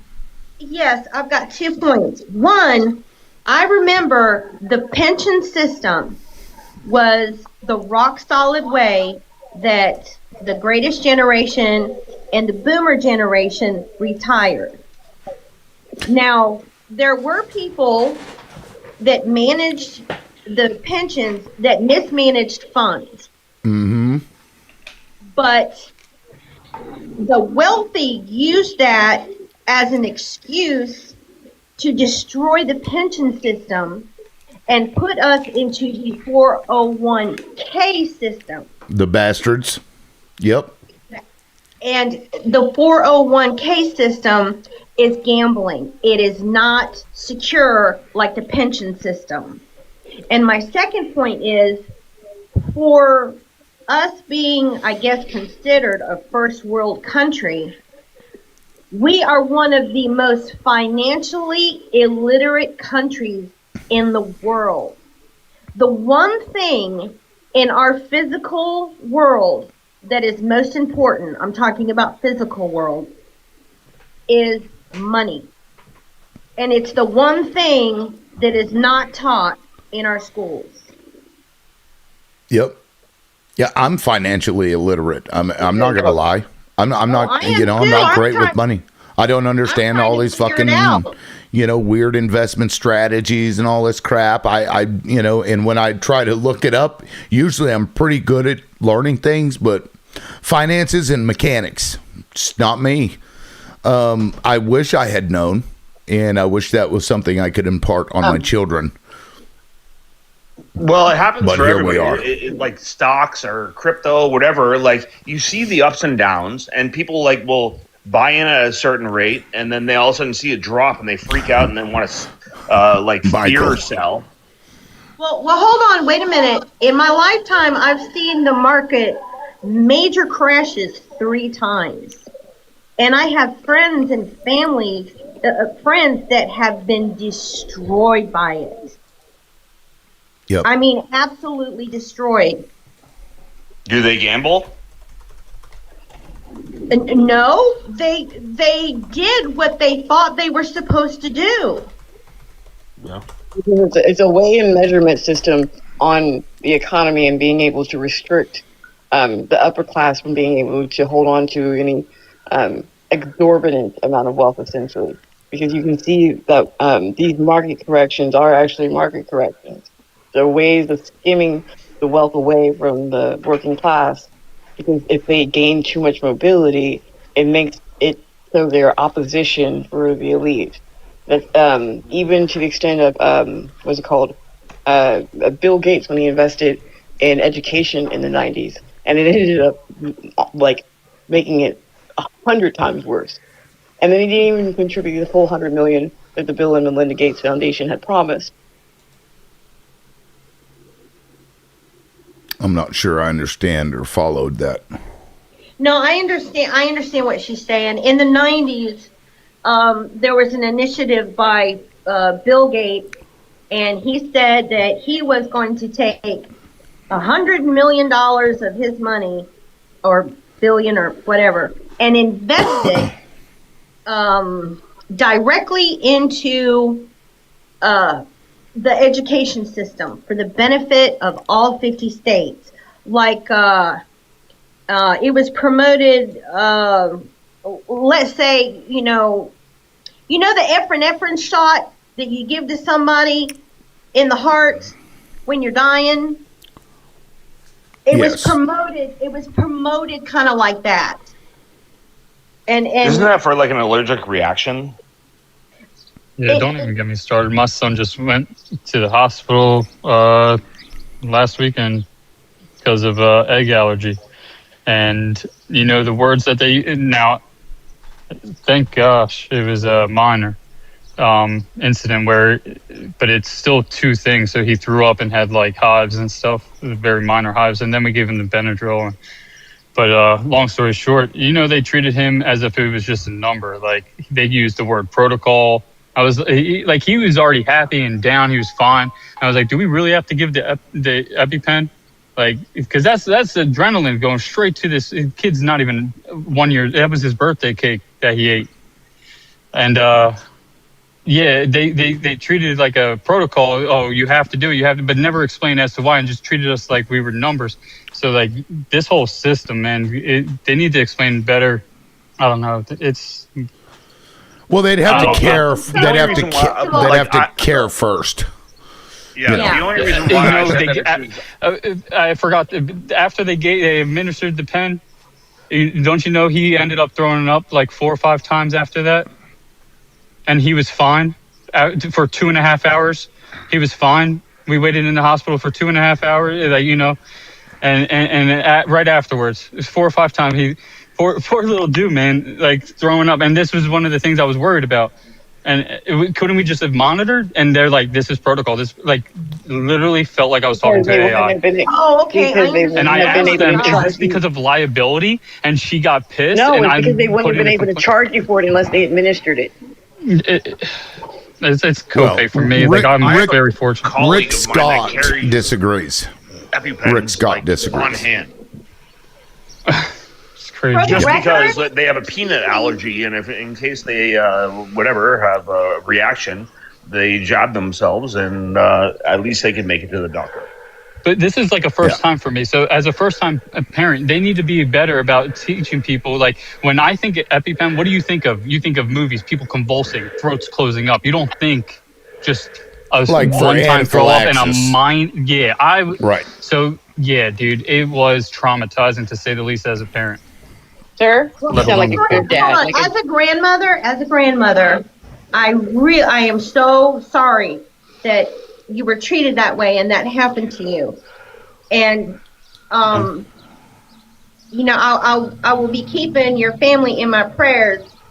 And unfortunately, the responsibility is on us to figure out how to manage your son's allergies. Oh, egg ain't easy either. So, like, my daughter had a peanut allergy, but we never had to face any issues. But egg is in everything, guys. I don't know if you realize right. Yep. Yeah. From one parent to another, you have the right in the future, sir, to decline medical care for your child. You have the right to. I agree. So what happened was I asked them, I said, is this necessary? And they just kept saying protocol. And I'm very science-based. I'm not anti-vax. I literally had to say this to the woman. I'm not anti-vax. Like, he's fully vaxxed. Like, he's got everything he needs. I am just this. She started telling me about how many years she had in the hospital and all this stuff, and got real defensive and snippy with me. I had to diffuse the situation and be like, hey, this is what fear looks like, woman. Like, I didn't mean it like woman. Sorry, that was offhand. Oh, I would have probably really said bad. a few I'm other so things sorry. too, No, though. I get it though, right? But I was just like, this is nothing to do with that. I'm science-based. Just tell me some of the science behind it, why we need to administer it if it looks like it's going away. Like, Right. What are we doing? Well, they think, they have an air of, well, even if I explained it to you, you wouldn't get it. Basically, I think it Right. comes down to Yeah. this: money. That's why Money. I said the liability thing, and she took so much offense to it. And I wasn't against her. It's literally the hospitals. It's not her, like, necessarily. You know what I'm saying? Like, they're like, we can't discharge you properly if you choose not to administer the EpiPen. So it makes you feel like you have to do it. And that's what I mean, Bless. Like, they got to the point where it felt like that's my only option as a parent, because it made me feel like I was a bad dad if I didn't do it. You know what I'm saying? But my question is, why wouldn't you do it if they go through a reaction to be able to get them? Well, this was a bit after the reaction, right? Yeah, so the hospital was Okay, a 40-minute drive.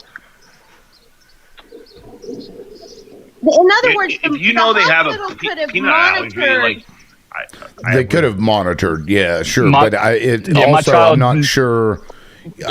He just turned 1. We didn't know he had any allergies. My daughter had a peanut allergy, but we didn't know if you can use the same EpiPen because of dosage. She's older, So EpiPens are usually one-time use. It's just done. Correct. Yeah, but there's dosages, but depending on weight and stuff like that. So like my daughter, I could have used it, yes, but I did not know I could have used it. This is all things that, like, as a parent, I should have known, and I do not disagree that I needed to do my research better.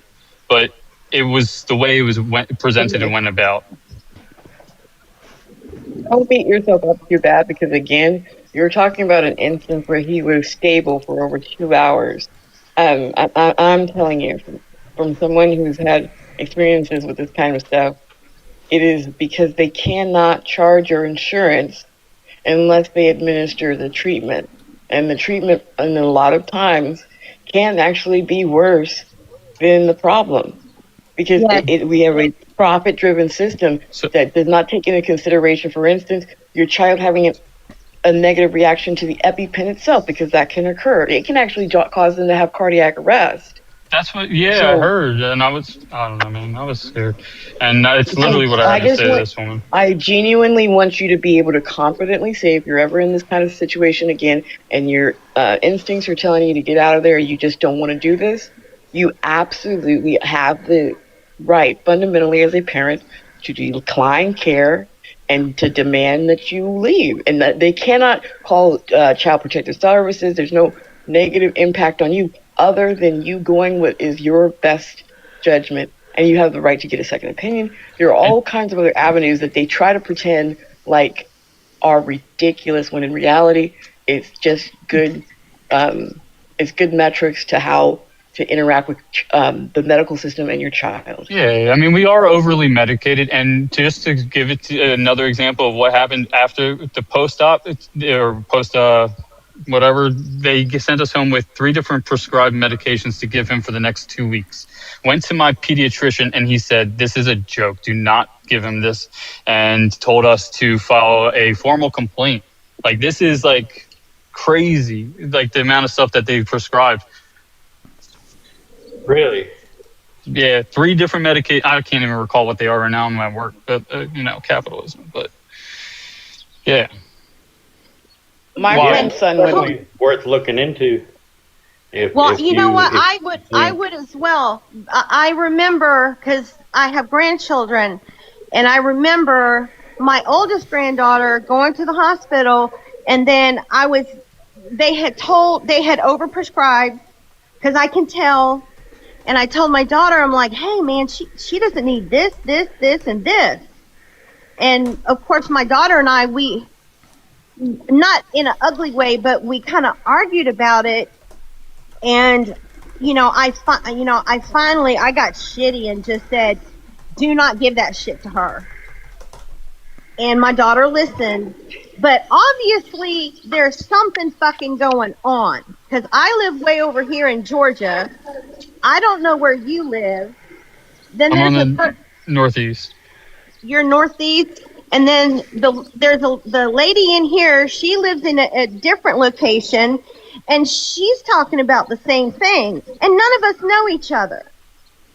And it genuinely, it came from a place of care, love, and fear. And I literally had to stop the woman. Like, I looked at my wife. I was like, I don't know what to do. I just want to do what's right for him. And when they make you feel that way. If your doctor advised you to file a complaint, file a complaint. Oh yeah, we did. Yeah. That's been submitted. I think it was yesterday we filed it.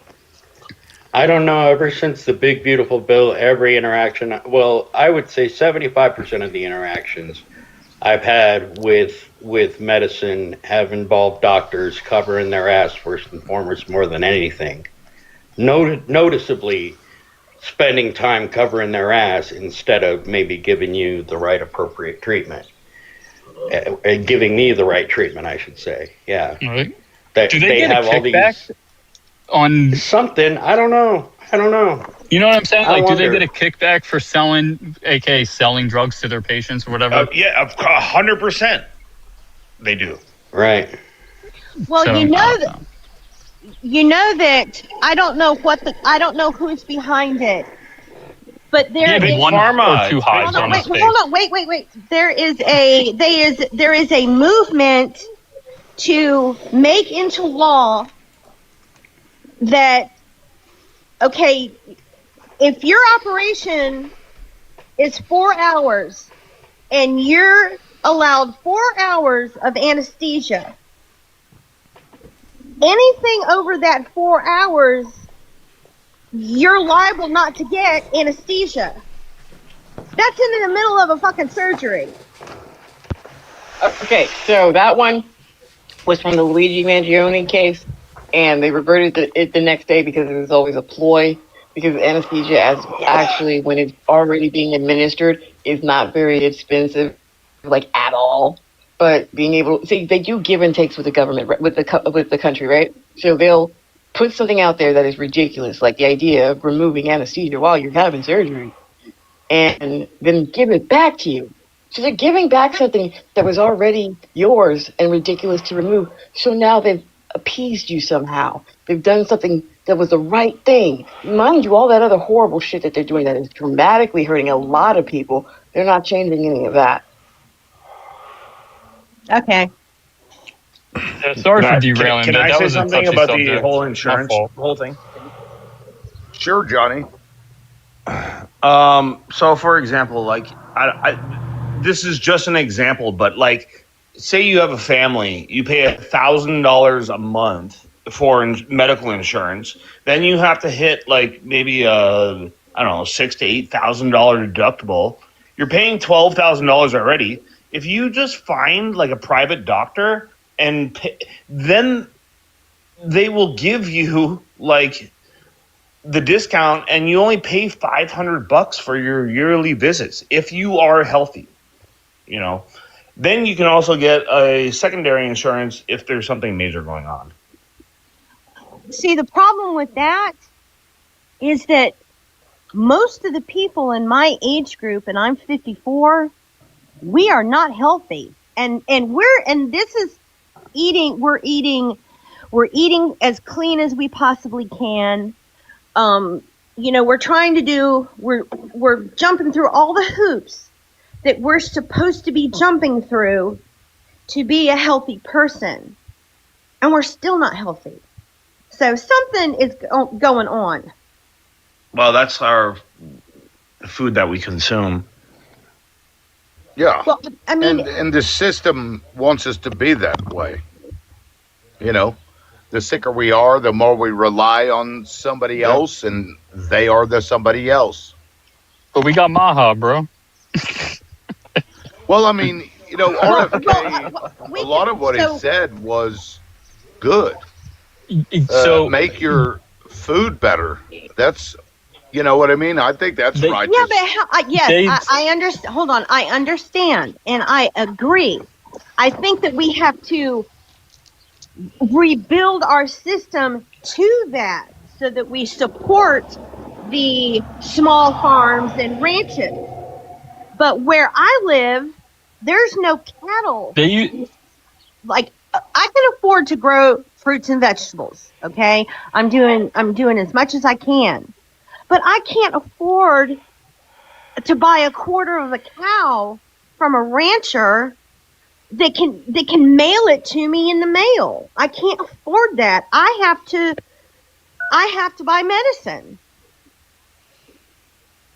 Do you understand? Do you understand the dilemma that I that see I'm what in? you're saying. I don't eat beef. I eat a lot of beef, and I usually buy quarter or halves at a time, just because. If you don't mind me asking, how much does it cost you? Well, it over the long run, it benefits me.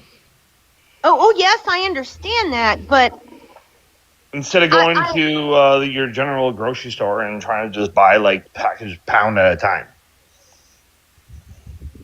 that's not going to work here because all I got is Publix and Aldi. But why do you need beef? Pardon me? Why do you need beef? Well, because don't you need to have beef or meat? Well, and protein? I like beef. No. So, but I primarily I fish a ton, so I eat majority fresh caught fish. Oh, I don't even know how to fish. You don't need beef. I mean, humans don't need beef. You know what I mean? Like it's. I'm not saying that it's like terrible for you, but it's not something that is a requirement to have.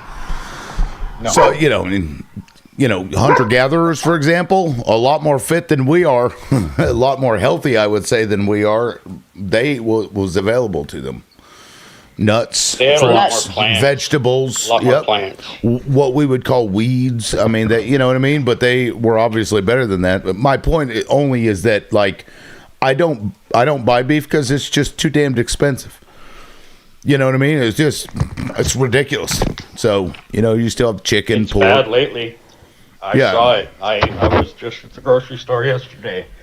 I was like, first off, Well, Lucy just said it's where's all the $2,000 for a filet? half cow. I'm paying around $500. What? Yeah, and you can split it with your neighbor, for example, get a deep freeze. There are a lot of places that, like butchers, they'll even offer a deep freeze with the large purchase of it, and then you make that one time and be done with it. For me, what I can tell, I can't find anything less than $800 for a half of a cow.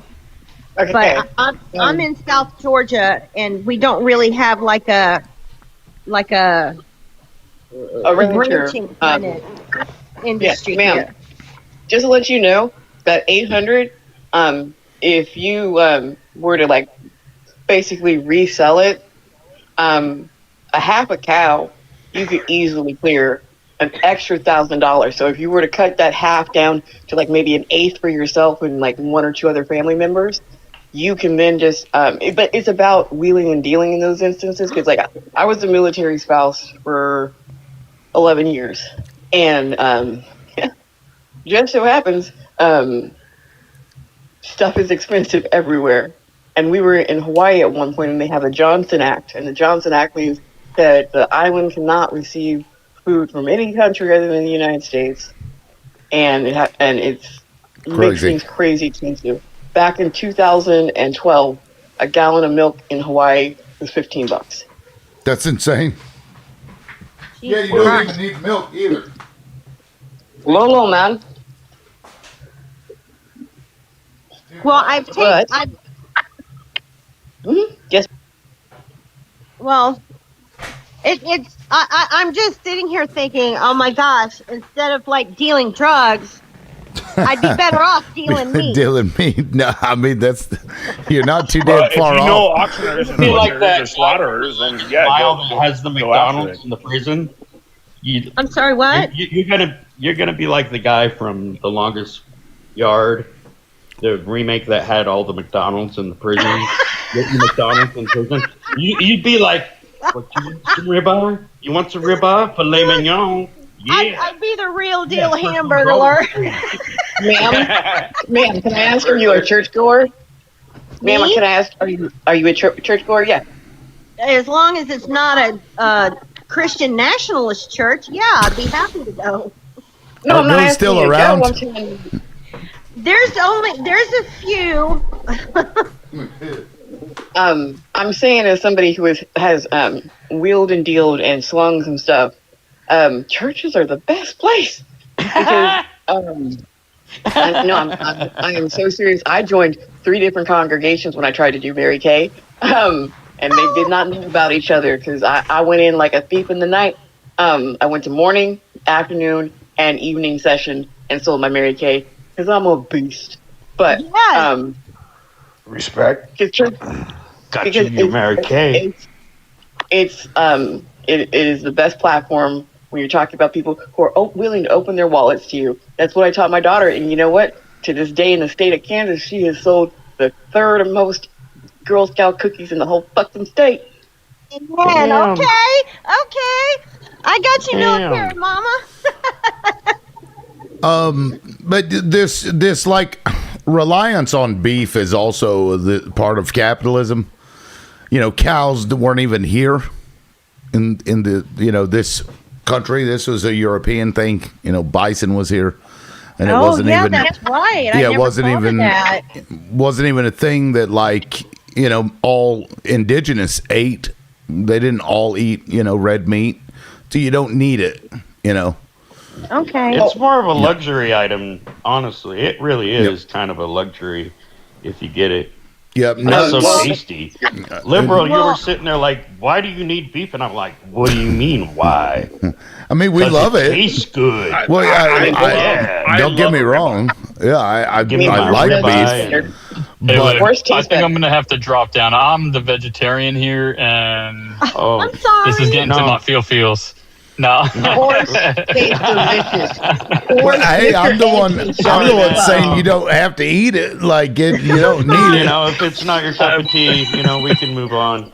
No, I don't have Tastes anything to add. delicious. Mr. Ed is yummy as fuck. No, not Mr. Ed. No.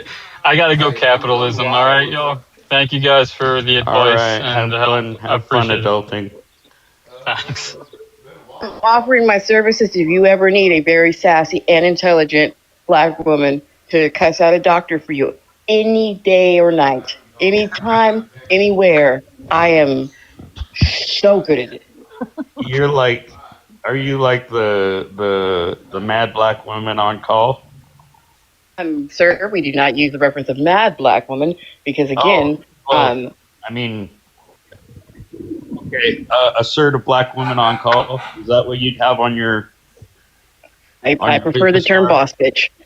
I prefer the term boss bitch. See, There you go. the reality is, I like that. it is sad because my friend very recently went through her son going blind from acne because they had seen a doctor, they had given him a treatment and also given him medication to take home, and within 2 weeks he went partially blind to the extent he could not move around his room, he couldn't read, he could only make out shapes and light. Jesus Christ. Oh my God. And when she had called, when this had started, when a couple days in, he was saying that things were blurry and he was having problems and this and that and the other, the doctor had asked, was he drinking soda? Well, remove the soda and there should be no problem, continue with the medication. He almost caused this child to have a brain aneurysm. Whoa. Damn. No, I missed some of that. I had a phone call. What happened? Yeah, I missed a little bit of that too. Okay, my friend's son went to the doctor for severe acne. He has, when a crater face would be terrified of him. Poor Andrew. Anyway, and she had him take a treatment. In addition to the treatment, the doctor sent him home with some medication. A few days in, he was complaining that his vision was blurry, and also he was having issues with being able to read. So she called the doctor and said, hey, he's complaining about these things. I'm not sure what to do. I'm just going to stop the medication completely, and we'll schedule a visit for next week. Doctor was like, no, don't stop it. He's already started. Is he drinking any sodas, sugary drinks?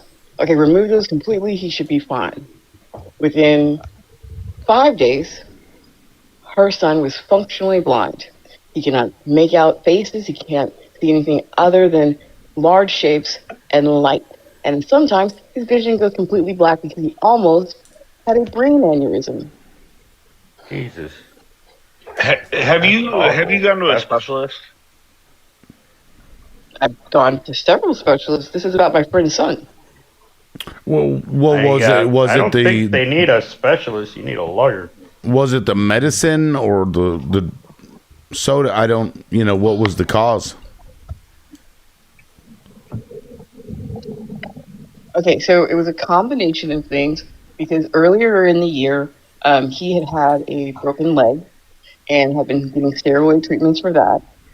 And with her taking him to this doctor, he basically got a laser treatment on his face. And when he was having the laser treatment, it caused a lot of scarring. And what's it called? They gave him drops, eye drops. Then when he picked up the prescription, and there's 2 different medications, the 2 different medications compounded with the steroids that were still latent in his system, and there's a possibility the drops may have interacted with all of that, and it caused his vessels to dramatically expand and basically cut off the flow of blood, especially around the arteries in his eyes. Jeez. Crazy. That sounds like a blood infection. Maybe it initially started from the break. Yeah, like a blood clot or something. Yeah. Oh, it is causing. It's a nightmare because I don't know. he, at the later stages of it, because his mom is really stressed out and she's pregnant, he just stopped complaining about it until he was at school, and the teacher's the one who discovered that Andrew is pretty much blind. That's how we all found out. A poor baby. Crazy. Instead of the doctor telling her to go ahead and cut off the medication or immediately bring him in or any of these things. Well, he's probably on blood thinners now. Oh, right now he's on a whole heck of stuff because he's still in the hospital because they're monitoring. This literally happened And how 2 old days ago. how old was the child? Oh, he's 12. Yeah, the doctor should have told him to come in. I mean, if you have vision changes like that, that's something that you should go to the doctor for. Because, I mean, just, sugary pop, sugar can lead to diabetes, which can cause eye problems. But in a 12-year-old, that's abnormal. And, Well, the doctor made it seem like it was a bad interaction between the medication and the. Yeah, I mean, it's possible as well, but who knows? At the very least, they should have brought him in there because it could have been something way worse, which clearly was. There's an older medication, and they prescribed it before the whole Accutane thing. It's called spironolactone, and it gets rid of acne, the cluster acne, because that's what my daughter was on. And all the laser surgery and all the shit that they're trying to do to these kids now, it's not necessary. It's one fucking pill. And spironolactone. Well, again, I personally don't give my kids any sort of medication. I just feed them whole, real foods as best I can. Yeah. Yeah, I don't like giving Gonna my have kids here. medicine. Loudmouth. I'll see you around, Loudmouth. All right, man. We'll catch you have a good later. day. Yep. We'll see ya. Yeah, I'm about to wrap up anyway because I'm not really even sure how we got to talking about this, but we were talking about global system and capitalism, and I mean it's fine because the healthcare in this country sucks so bad. Like, I'm sure we all have horror stories. Well, I think what's happening is as we all start to gather in places like this, and we're all in different parts of the United States, and what we're finding that we're all suffering a lot of the same common denominators. Yep.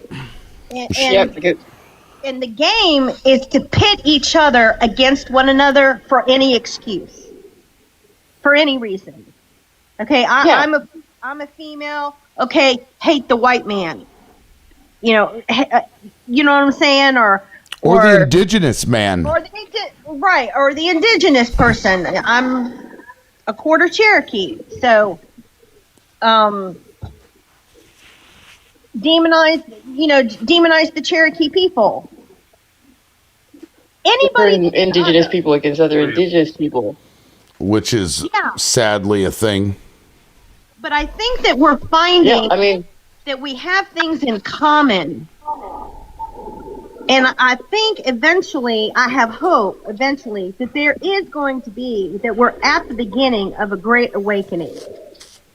Well, I you don't... know what, Slave? Do what, Blessed? I was saying that, you know what slave masters used to intentionally do? When they would buy slaves, they would intentionally buy slaves that were from rival tribes. They would intentionally buy them that way and make sure that one got to punish the other initially when they got to their plantations. It wasn't a forever thing. It would last for a few months, maybe even a few years. But that underlining rivalry or hatred for one another would last for generations. They're using the slave master playbook. You have people who have legitimate gripe, but you expound upon it 100-fold because people won't let go of it because it's their identity.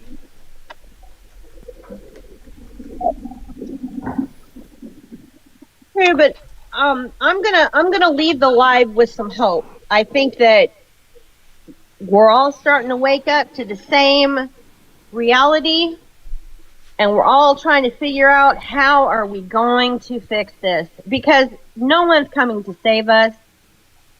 And even though mostly it's not our fault, it's going to be our responsibility to save ourselves. And I think we can do it. Yeah, eventually there's probably going to be a big R or even maybe a civil WAR. I hate to hear that because I live in Georgia and this state is on the wrong side of that. I'm in Florida and not far from you. Not much more southern than Florida. But anyway, I'm going to drop down loud. Thank you for having me, and I hope all of you have a great day.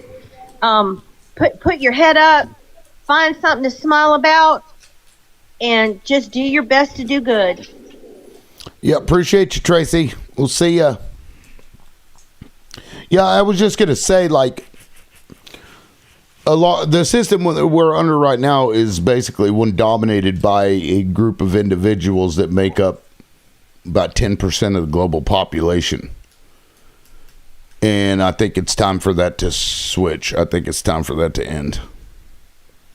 I think it's wild that, like, every power structure in the world basically is run by somebody of European descent. And we see all of this stuff happening, like, as a direct result of the systems put in place by those people. Pretty crazy. When you look at, okay, so I know this goes back really far, but Sir Isaac Newton, right? The guy, theory, yeah. He was the person who was over the treasury in Britain. He also spent 42 years Thank you, Rico. basically laying out a map of the rise and fall of how capitalism would work in the world. Because it's necessary for the system to reset every so often. But there's also other necessary factors. So when it gets to the point where the population is now consuming more resources than it is producing for the capitalists at the top, it is then necessary to address that and cull it. And when you look at UBI, when you look at the premise of that being paid, well, you're then looking at the premise of people who are the wealthiest people having to give charity to everybody else. But the way they got wealthy and maintained that wealth was by screwing over the average American, screwing over the government for taxes, screwing over everybody. So you're not responding to what I just said? You just started going off on something else? Sir, you were talking about the European system, and I said Sir Isaac Newton because he's a European. So I'm not sure. I'm not sure I understand. Like, I guess I don't understand the point you're trying to make. Many of us are the unwanted of all over the world, including Europe. And now it's coming to a time where they're ending this financial system for something else and discarding people based on the fact that they want to maintain their homogeny in their power. Who? Who is they? The elite, the people who have the vast majority of wealth, something around 82 Europeans. Yes. Right. I was saying that you're absolutely right. Yeah. Yeah, I guess I don't know. I wasn't following what it was you were saying. Thank you, Johnny. Well, I mean, even to the extent of whiteness, right? In the United States, whiteness isn't what it is in Europe. Even when they had Brexit, they said they wanted to get these immigrants out of here. Well, the immigrants they were talking about were the Polish. It's always a sliding scale of privilege, but the privilege that matters the most is being European and insanely wealthy. Well, I don't know what it is, but that it's some weird like superiority thing where a lot of them I don't even think like hate people of color. They just feel like they're just superior to that of everybody else. You know what I mean? Like, I'm not even sure that they exist at thinking about it's like, what can I do to, at least not in today's, ways. Like Graffy was talking about, he was like, well, we were putting women and, people of color in positions of power. I'm like, yeah, but the system's still the same fucking system. It's still the same system, that was put in by those people that were like that. So I don't know. The whole thing's got to get fucked up. And maybe Donald Trump is unintentionally doing that, but I think there's an opportunity here. There's an opportunity to fix it. Something has to be done because we're, everybody's getting the shit into the stick, and it's a group of people that only make up 10% or so of the fucking global population, which is wild to me. That's still to this day. What I mean? Still like my pew-pews. I like all that kind of stuff, but I'm not on the right so much anymore. Yeah, well, I hope people stop being on either fucking side because, if you don't get, like, if you aren't sucking up to that structure and that system, you're just as bad as the rest of them to those people. I took, morals, civil values, just common sense in place. And, so I used to be a registered Republican. No, I'm independent, but I went the other way. What got you to switch out from that? What was the catalyst? I'm sure you probably had irritations leading into that. Just a bunch. Like just seeing his first 4 years and just common sense. Like this guy is a fucking criminal. Like I don't support that. That's for sure.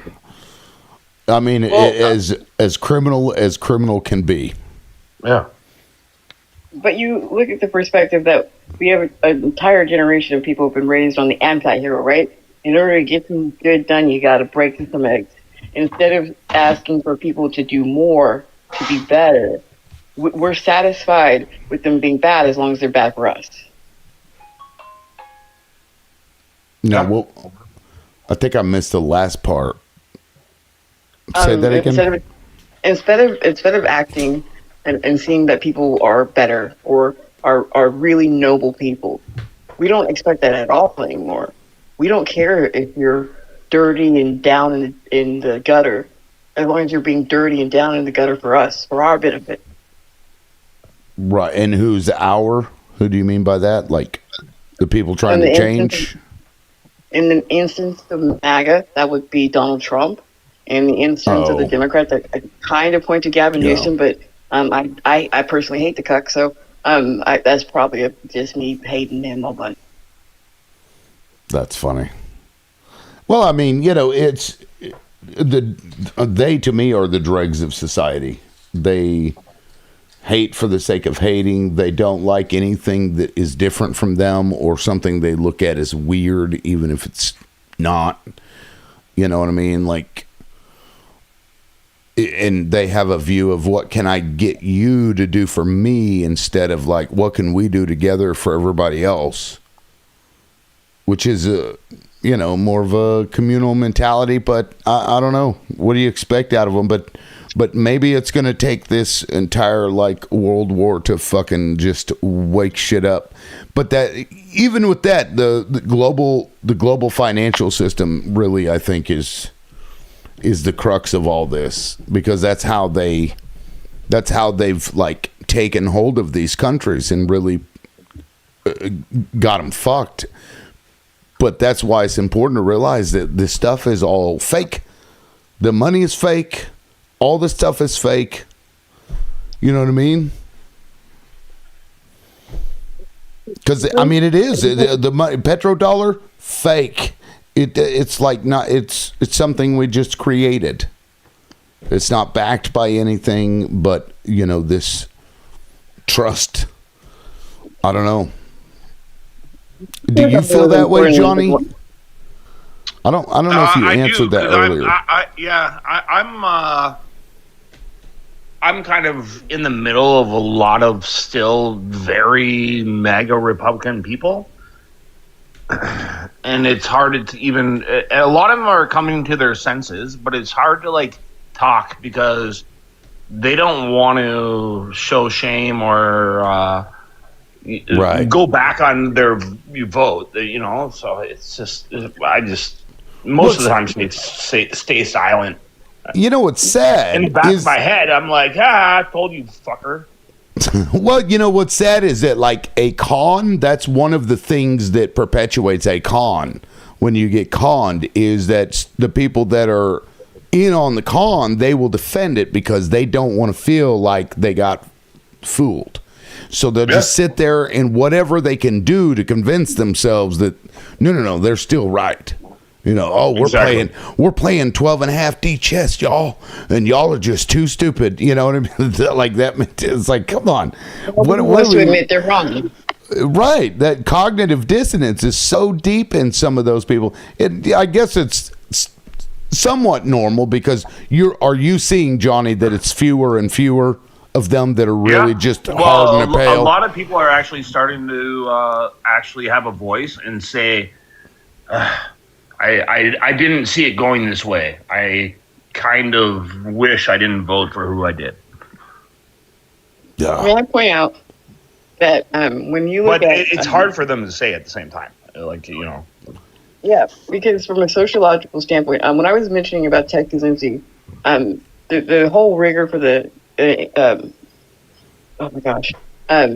study that he was a part of, was initially you give an essay about your strongly felt beliefs and values. And then over a period of time, there would be debate sessions that were incredibly cruel. They would use his same statements in that thesis to degrade him, to insult him, to just basically tear him apart as a person. And there were other applications or electrodes, blah, blah, blah. But the primary thing was degrading what he was as a person. And those panels would be between one other person who as many as 8 other people at a given time, because they found that was the magic number. And the multitude of people degrading someone and their personally felt values and who they are, who they think they are as a person, is incredibly radicalizing, and is a way of being able to see we are literally radicalizing one another on this platform. That's what we're doing. We're pushing people further and further to their respective sides, while simultaneously making it harder and harder for us to come together at all, because it's that personal felt experience of having someone tell you that you're a moron, you're a cult member, you're worthless, I hate you, you're a libtard, you're just I'm not sure. What is the point? What is your point? I'm not sure I'm understanding your point. like, because who wrote the? You said somebody's thesis. Who wrote it?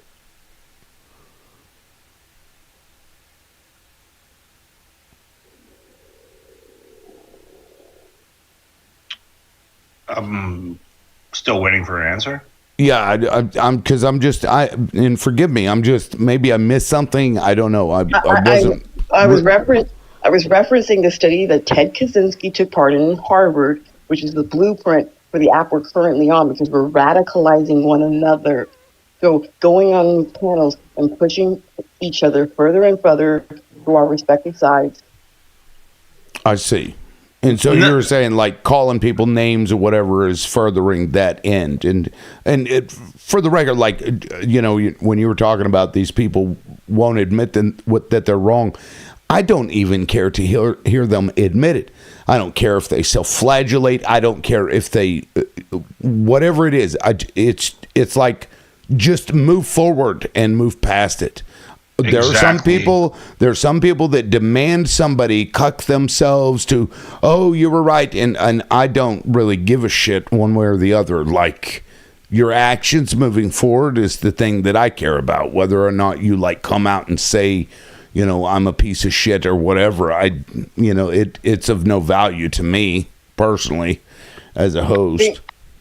Have you ever considered how many videos you've watched on this app of people? We will never come together with them. They are unalive to me forever. They are my enemy forever. It's just more radicalization because it's pushed out there that the perspective of there even being any possibility for us to come together as a country is zero, none. Yeah, I mean, and there are people that are going to be like that, and there ain't nothing you can do about it either. I mean, I can't control what somebody else does. No, that's totally true. But if they're just doing free labor for the oppressor, because that's what they want. They want us to say that the animosity is so deep that we would rather unalive than work with the other side. When I don't know about you. You know who does have control is parents over their children, and depending on their political views, they will push that on their children, whether they're infants in elementary school or going into college. Like, they're gonna stand by you. So, like, you as a parent, if you have children, it's a good way to think outside the box.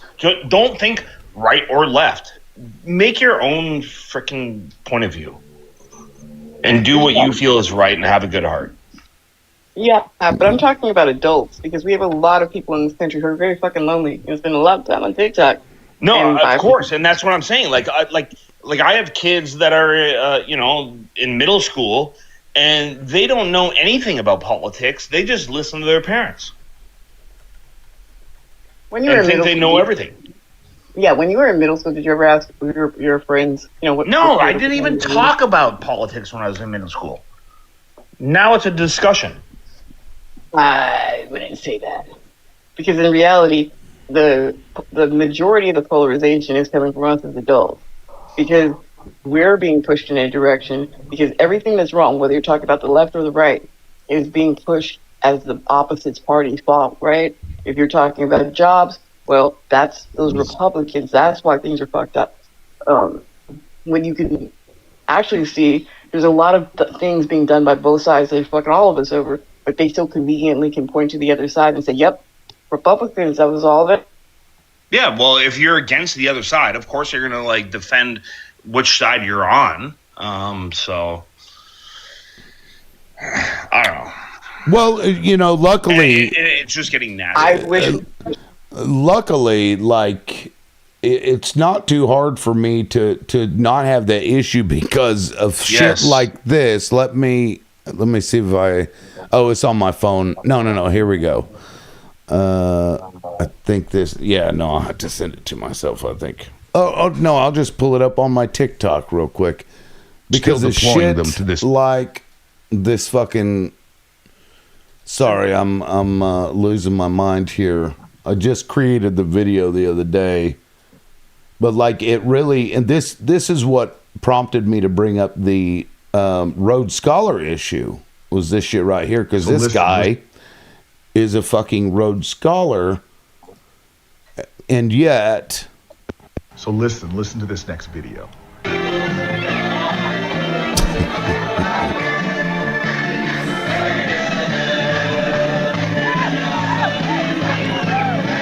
And it's been, and that's Cory Booker with this fucking rabbi on his back, right? As a younger, and then I looked this up, like how they met, Rabbi Shmuley. He was meeting up, hooking up. Cory was supposedly hooking up with a Jewish woman, and she didn't show to this L'chaim Society thing, whatever it was.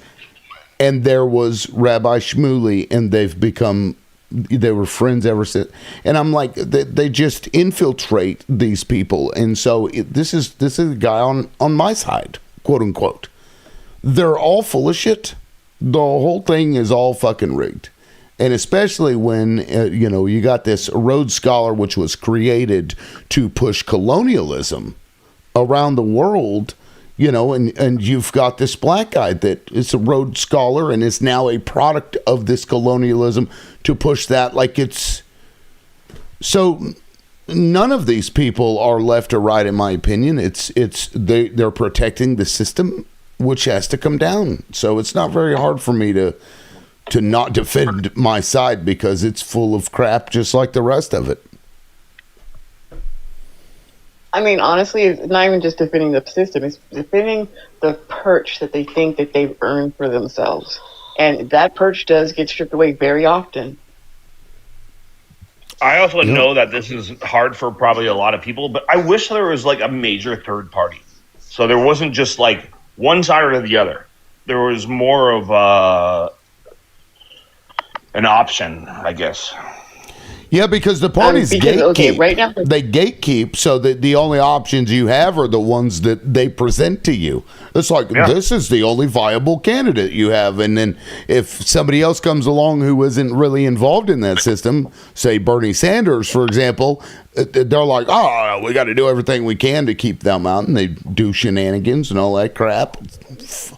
So something's got to give, though. I don't even know that our political system can make it through. Not the way that it is now.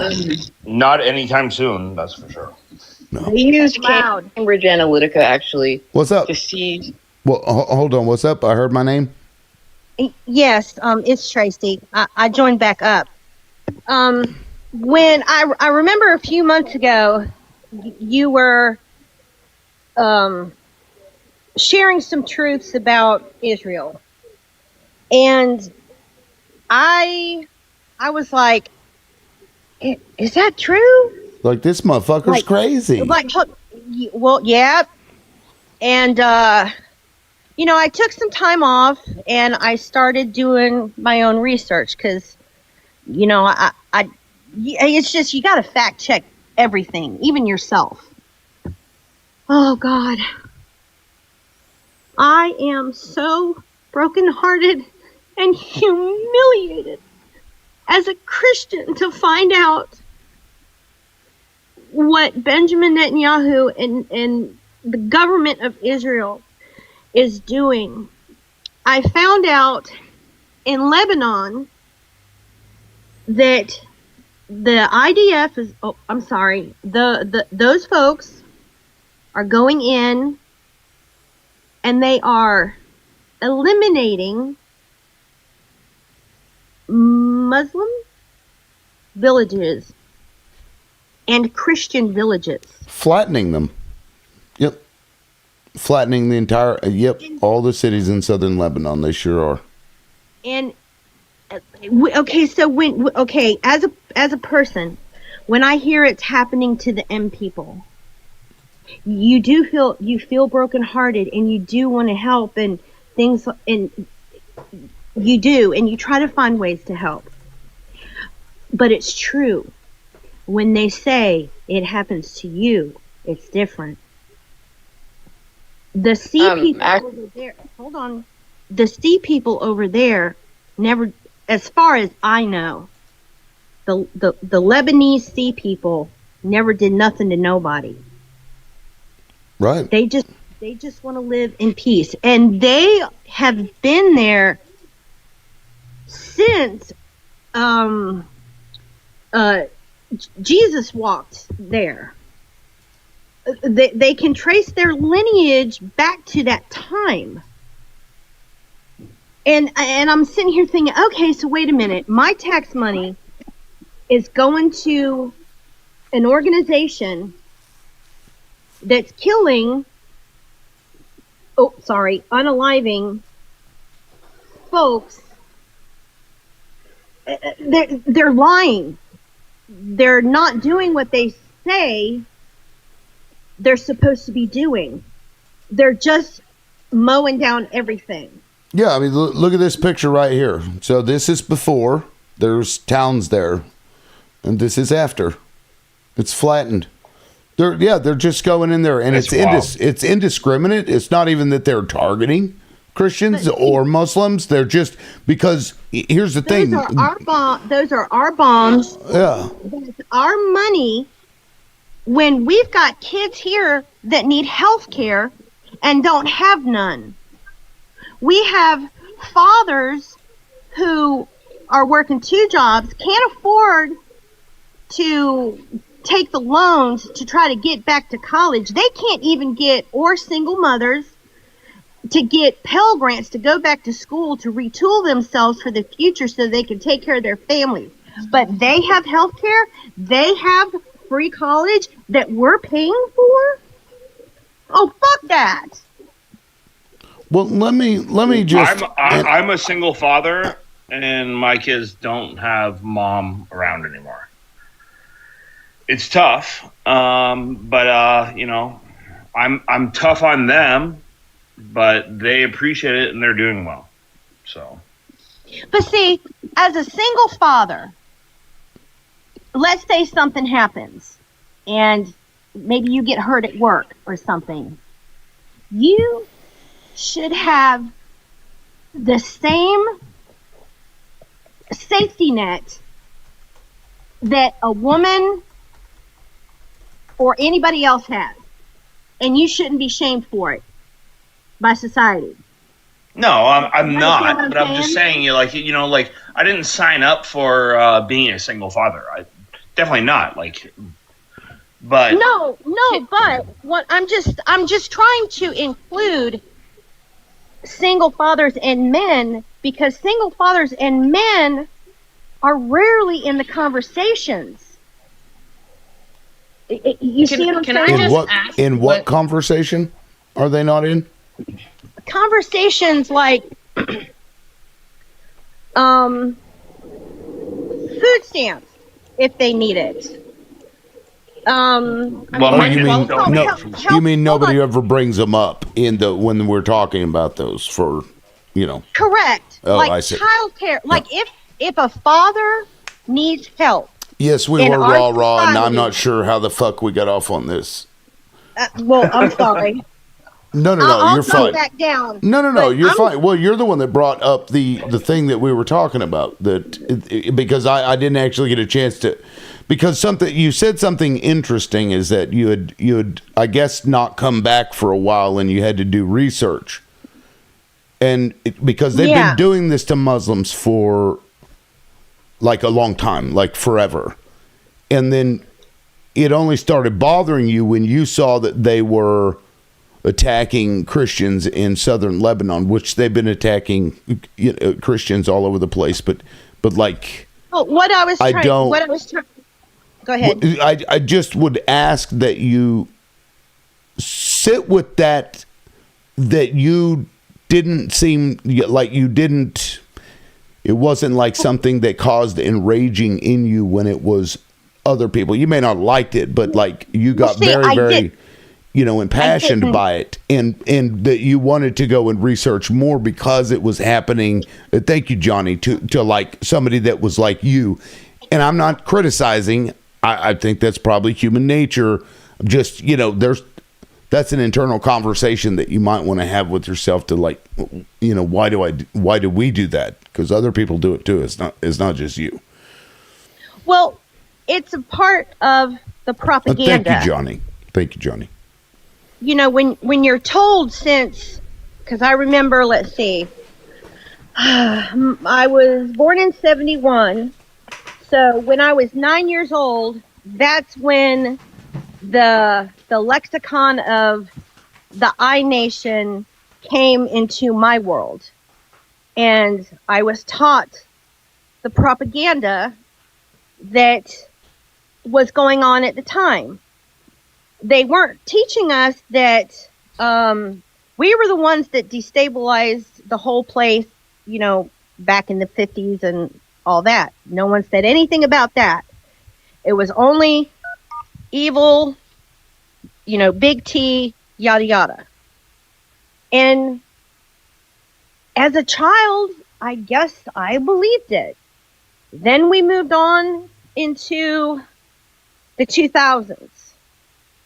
And all of that propaganda. And you have to be willing to try to listen, because if I had known it was going on the way it was, I would have had a more sturdy stance on it. But the good thing is I know now, and I can do what I can, especially within the Democratic Party. I'm so disappointed in the Democratic corporatist, IST leadership. I saw with my own eyes, Chuck Schumer was doing some kind of like raise money for the iCountry or APAC people. And he was just as passionate as a Southern Baptist minister on an Easter morning, you know, raising his hand and raising his voice and, you know, getting pretty aggressive with it as far as Chuck Schumer goes. But when you see him on the floor of Congress with a gently worded letter, and I'm thinking to myself, well, why do you have more passion for AIPAC than you do the people of the country you're supposed to be representing? He's helping fulfill messianic prophecy. The messianic prophecy is pretty clear. Restore Jerusalem. That was the whole moving the embassy to Jerusalem, and also defeating Rome from the Levant and gaining control of the Dastahis. It's the Levant and all of beyond. So that means the whole world. And that is, we're Rome because we're the empire who have control of the Levant currently. So as in Rome, the Rome that Jesus was living under, that Rome? Because yes, they were the empire and they were in control of the Levant. The goal has always been to control the Levant. It's everywhere from Lebanon, Syria, Turkey, to it's those different countries. Except for Iran is actually not part of the Levant technically because they were their own entity. But being able to seize control of that and control the flow of goods throughout the world, and simultaneously having the slaves of Rome, because the whole idea that Jews were enslaved by Rome once upon a time, it's the revenge basically for 1,000 years, our descendants being enslaved, even to the extent that in Gaza, James the Just was Jesus' brother in the Bible, but he was not necessarily a real person because he had 12 children. And they had children, and they had children, and they had children. Many of the people who were alive in Gaza were the bloodline of Jesus Christ. There are people in Iran today who are Jews, who Iran has protected for generations because they're ethnic Jews, the Sephardic, the Mizrahi. Because Israel has gone in and systematically sterilized many of these people, even to the extent of preventing them from being able to leave Israel ever. I didn't know any of this. And to your point, Loud, yes, you are right. And I was wrong. And it really, what? well, it hurts me that I was just so stupid. It's not a matter of stupidity, though. That's not even your fault, Tracy. Because that's the point, is so that happens. That's why, for example, fucking Cecil Rhodes or whatever dude's name was, created scholarships to spread your empirical and colonialist propaganda among the world. This is, centuries of this. And you are prey to that just like everybody else has been. A lot of people share that they just aren't aware. The information is currently out there, although it's diminishing because they're scrubbing the shit. But earlier, I don't understand why they're doing this. It's a weird, religious thing they're trying to fulfill. And, for example, like the Iranian Jews that Blessed was talking about, a lot of those were the ones carrying out tea attacks on behalf of propaganda in order to propagandize this and make, because they look like the Muslims, for example. It's shit that happens. So with this, because sometimes I try to take things and so that I can understand, like what I did with Jesus in Rome. So the type of J people that you're talking about, would they be considered like Pharisees, like way back in the Bible? Synagogues of Satan. That's what we're dealing with right now. Okay, so if you look at, because there's two Israels essentially. There's Jerusalem, which are the hardcore Orthodox and conservatives. They have laws in Jerusalem against the LGBTQ plus community. And then there's Tel Aviv. People don't realize that Tel Aviv has been the one that has been being bombarded right now by Iran. Jerusalem has suffered almost no damage. And Jerusalem are actually the big bads in all of this, because they are the ones where the power from Bibi Netanyahu comes from, for instance. They're also the ones pushing Jared Kushner to be able to negotiate things for the United States and also throughout the entire world. Because again, they hate actually they want the land. They want control of everybody. Okay. I argue they already have it to a degree. I mean, really, when you think about it. Well, even to the extent that we get the blame for 168 school children unaliving. Well, that is true. It was our munition. It was our Tomahawk. But the weapons guidance system is out of Israel. It's a company called KELA. It's a subsidiary of Palantirs, and they literally are responsible for our targeting and guidance systems. And you can have... So, in other words, Palantir is giving the Department of Defense basically here's where you target. And then when our sailors are on the ships, they're being told, okay, this is where you target. We target it, and then big boom. Actually, you don't even need to have a human interact whatsoever. Some of these things are actually completely automated, so a thing can go boom boom without a single human being pushing a button. Because it was. I remember the whole the whole reason for us going into Iraq was that they had weapons of mass destruction. No, it was weapons of mass destruction. It wasn't even end weapons. It was weapons of mass destruction. That came from they never found. That came from the Israeli intelligence community. Yep. And I'm sitting here thinking, wait a minute, are you telling me that all of that, I understood that, okay, that our administration lied about it, but who was behind it, I can never figure out. Behind the invasion of Iraq or the school? Oh, yeah. No. Well, that was Israel was pushing that, and it had been pushing that for a very long time. Yeah. Yeah, I mean, And then Netanyahu got up in front of Congress since the 80s that I remember, probably before then, because he was like, I don't know, defense minister or something at the time.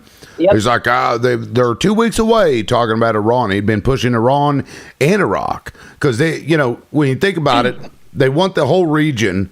But if you've got players in the region that can push against your hegemony of the region, they want to get rid of them, but they don't want to sacrifice their own people for it.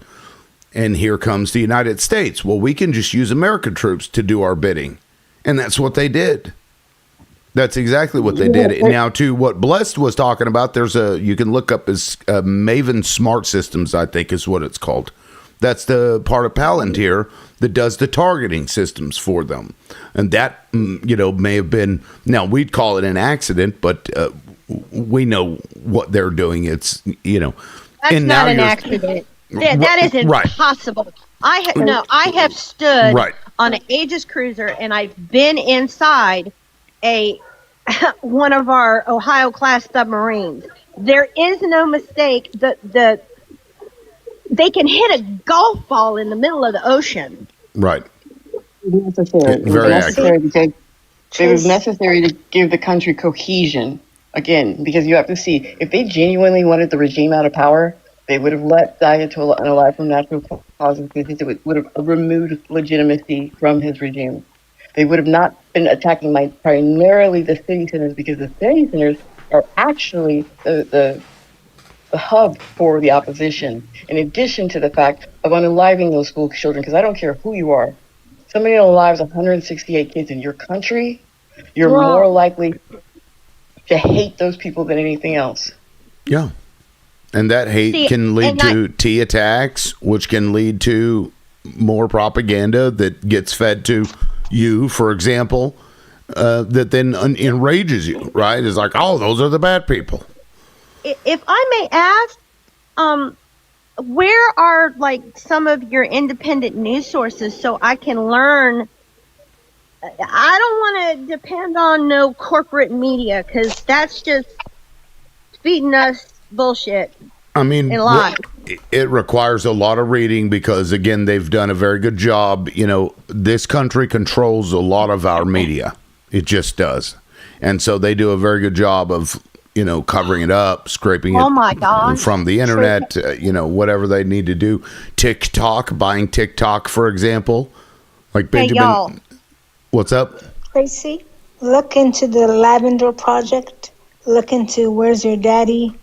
Okay. Your Daddy Home Project. This is what Israel set up with Google and other small companies in the U.S. They would target Palestinian fathers, and they would find out and make sure they're at home. So when they unalive them either in front of their family or with their family, while other people watch from across the street. Oh my goodness, look at what we did in Iraq and how many people we imprisoned. 2.1 million Iraqis were unalived. 750,000 Afghans were unalived. I think 380,000 people from Libya were unalived.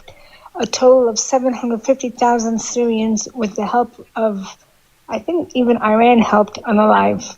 So. Yeah, and real quick, this is Military Times, Tracy, for the record, just so you know, I'm not just talking out of my ass here. Oh, damn it. Okay. So, Democrats had sent in a request to them, was artificial intelligence, including the use of Maven Smart System, used to identify the Shajare Tayeb school as a target? More than 120 House Democrats asked in a March 12th letter to the Pentagon. And that's who they're using. The Maven Smart System, a targeting and intelligence platform built by data analytics company Palantir under a $1.3 billion Pentagon contract, was built to solve a problem that has grown exponentially in recent years: information overload with artificial intelligence as its secret weapon. Now, somebody might look at that and think, oh, Democrats are really trying to suss out the problem, when in fact what they're kind of doing is blaming it on this smart technology in order to not take the blame because we did it on purpose. And then doubling the contract, because that's exactly what they did post the booming of the school. Palantir sold the data from Gaza related to people fleeing after being attacked to hospitals in the United States. They sold that information so they could create contingency plans for catastrophes. They used human beings as lab rats for suffering and then turned around and sold it. And now they have this other thing that when Palestinians, like, I think they've been doing it the last 10 years, when they pick up, let's say I don't have relatives in Palestine. I'm a huge advocate for Palestine. When they pick up money, and if the Israelis have been watching them, as they pick up money at the bank, they can identify them by their eyes, and they go and unalive them. Yeah. In this conversation, I've heard the name Palantir, and data center or data. Are these data centers that are being built? Is this the kind of shit they're wanting to store information in for? Yeah, They're gonna use it for Americans too. So so it's that, but it's also for global surveillance, because the data centers isn't so much storage as it is computing ability. So in order to compute, to have an algorithm run through all of data, whether it's pictures or social media posts, whatever it is, it requires a lot of computing power. That's what the data centers are for. They don't need it for people like doing spreadsheets and, for budgeting or asking questions about history or whatever. It's for the Department of Defense to run through all this shit, to do the very thing we're talking about now, and also to go through people's social media posts to see who's saying what, and then sussing out what is suspicious. And eventually, as this spreads, they'll be able to do more and more and more. And at some point, you won't be able to say anything anywhere without somebody having heard it being run through an AI, and then the government being, told that you've said this thing or whatever. They'll have a fucking dossier on everybody. And you won't be able to turn on your Ford truck because that. Right. You said something or blah blah blah. Okay. Right. It's a way of taking our freedoms away completely. Well, see, here in Camden. Well, here in Camden County, we just found out there's a dude out of Jacksonville, Florida, who owns land up here. He's wanting to do a deal. It might be the Palantir people, because they want to build data centers, and it's more than one company. It's like 5 of them. Yeah, but they want to build right here in Camden County, Brantley County, like where I live. Okay, I live right where the Atlantic Ocean is, the Okefenokee Swamp, and there is water everywhere here where I live in Georgia. They want all of our water. And they'll get it too. 100% of it. So now we just found out about this. Last month, it started spreading out into the community over our little local, Camden County Facebook groups and stuff like that. Well, a whole bunch of people just marched down. We just went down to the county commissioner's office, and we're trying to stop the building of the data centers by opposing them rezoning the property from agricultural to light industrial. Yeah, well, but there's not going to work. It's probably not going to work.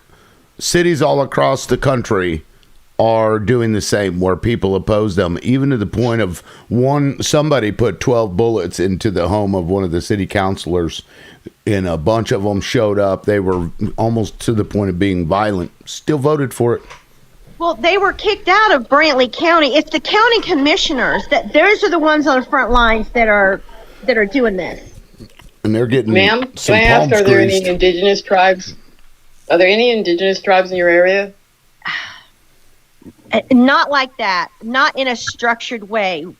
Not like in North Carolina or maybe the Seminoles down in, well, basically, the nation that lived here were the Creek Indians, and they're all either someplace else or dead.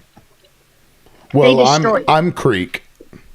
Oh, hi. We were moved in the Trail of Tears, and a lot of us are in Oklahoma now. We actually have two separate ones. I believe Georgia is one of the headquarters. There, I don't think are as many there, but Oklahoma is the base of operations. So your nation's bring it up people is may because have. they Hold on, wait. This is important. So your nation's, the Creek people may have a place here somewhere in southeast Georgia. Yes. Yeah, because So I that's have to look. originally Georgia, Alabama is where my people are originally from. But then, got shipped off to Oklahoma. Okay. But Okay, so they still do have, some tribal bands out there. It's not really the same, but it's the same group. Of course, the Creek Nation was a nation of many, many, many tribes. So even within the Creek Yeah. Nation, many of us, that look different, even some of us spoke different languages, but they kind of, the 5 civilized tribes were the ones that tried to assimilate to the European way. Didn't matter. They were going to, push us out either way. So yeah, you then, if you can't beat them, join them, that kind of deal. And then they're like, well, f you anyway. But yeah, I mean, that's beside the point, but there may be some of those because tribal land is much different than non-tribal land. So if there's tribal land that they were trying to like poke at, that would be a lot more difficult for them to go through. So that may have contributed to them not. Even in a radius of any tribal lands, because you have to think about the aquifers. And part of the treaties that were signed by the Creek Nation indicated right over waterways. And having those aquifers being present, I think it's about 100-mile radius of any indigenous land. I gotta get a pen because we are connected to. We proved. We proved somehow we're connected with the Florida Aquifer, and the Florida Aquifer is connected to. I think there's at least 3 different nations. So you said water rights? Okay, it's right over waterways, and it's within a 100-mile radius. It's even further in some instances, but it's a legitimate federal fight. Hold on, rights over waterways, 100-mile radius, which we would qualify for. Our county would. And so look.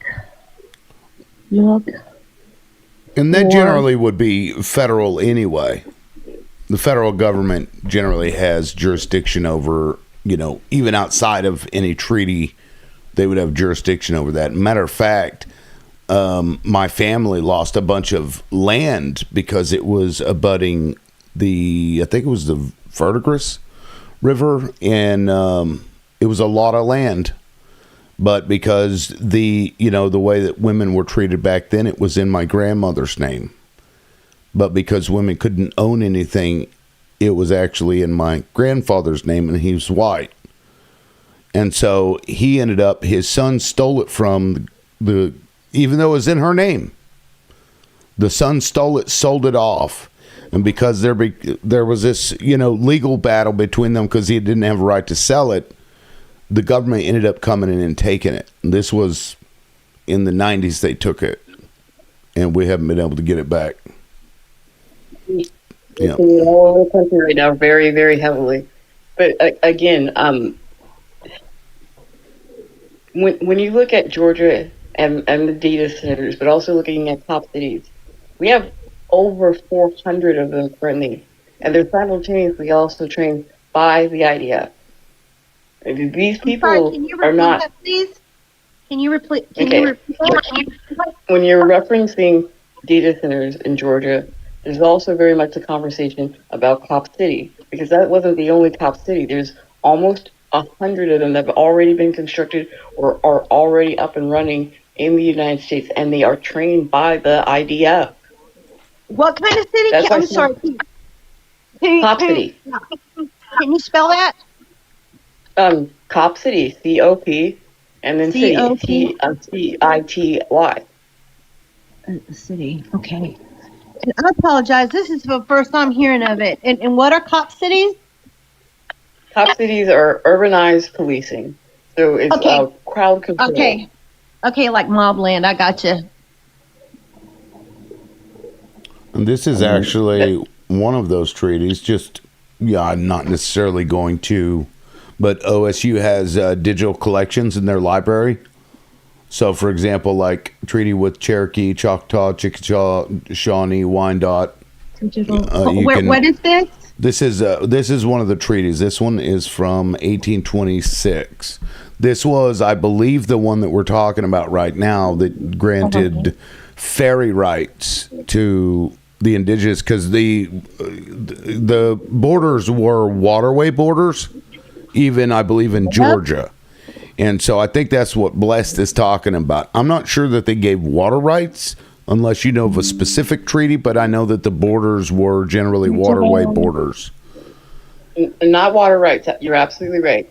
But being able to control things such as construction in waterway adjacent or on waterways themselves. Because I've been looking into this very heavily, because the most dangerous thing in our country right now are the data centers for a multitude of reasons, even into the extent of our economy, because more than 50% of our stock market, well, not stock market, I'm sorry, of our financial entities have heavily invested in these data centers, and that in and of itself is a huge setup to hurt this country, because they've been able to just have so much money allocated and being moved around for these data centers that are fundamentally just against people. Okay, they contaminate water, they contaminate the air, they also contaminate any adjacent living thing because of the vibrations and the frequencies emanated by these places.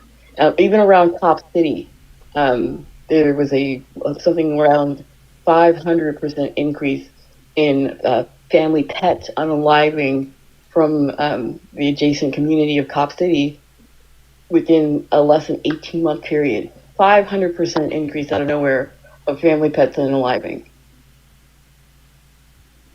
Oh, man. Yeah, right here is ceding of land. The Creek Nation of Indians cede to the United States all the land belonging to the said nation in the state of Georgia and lying on the east side of the middle of the Chattahoochee River, and also another tract of land lying within the said state and bounded as follows, beginning at a point on the western bank of the said river, 47 miles below the point where the boundary line between the Creeks and Cherokees strikes the Chattahoochee River, near the Buzzard's Roost, measuring the said distance in a direct line and not following the meanders of the said river, and from the point of the beginning running in a direct line to a point to the boundary line between the said Creeks and Cherokees, 30 miles west of the way they write this shit, it's ridiculous. Yeah, because I'm trying to figure out, because I'm all the way down. I'm 5 miles north of Jacksonville, Florida, on the coast.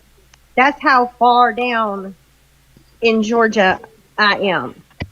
But we have the Okefenokee swamp here.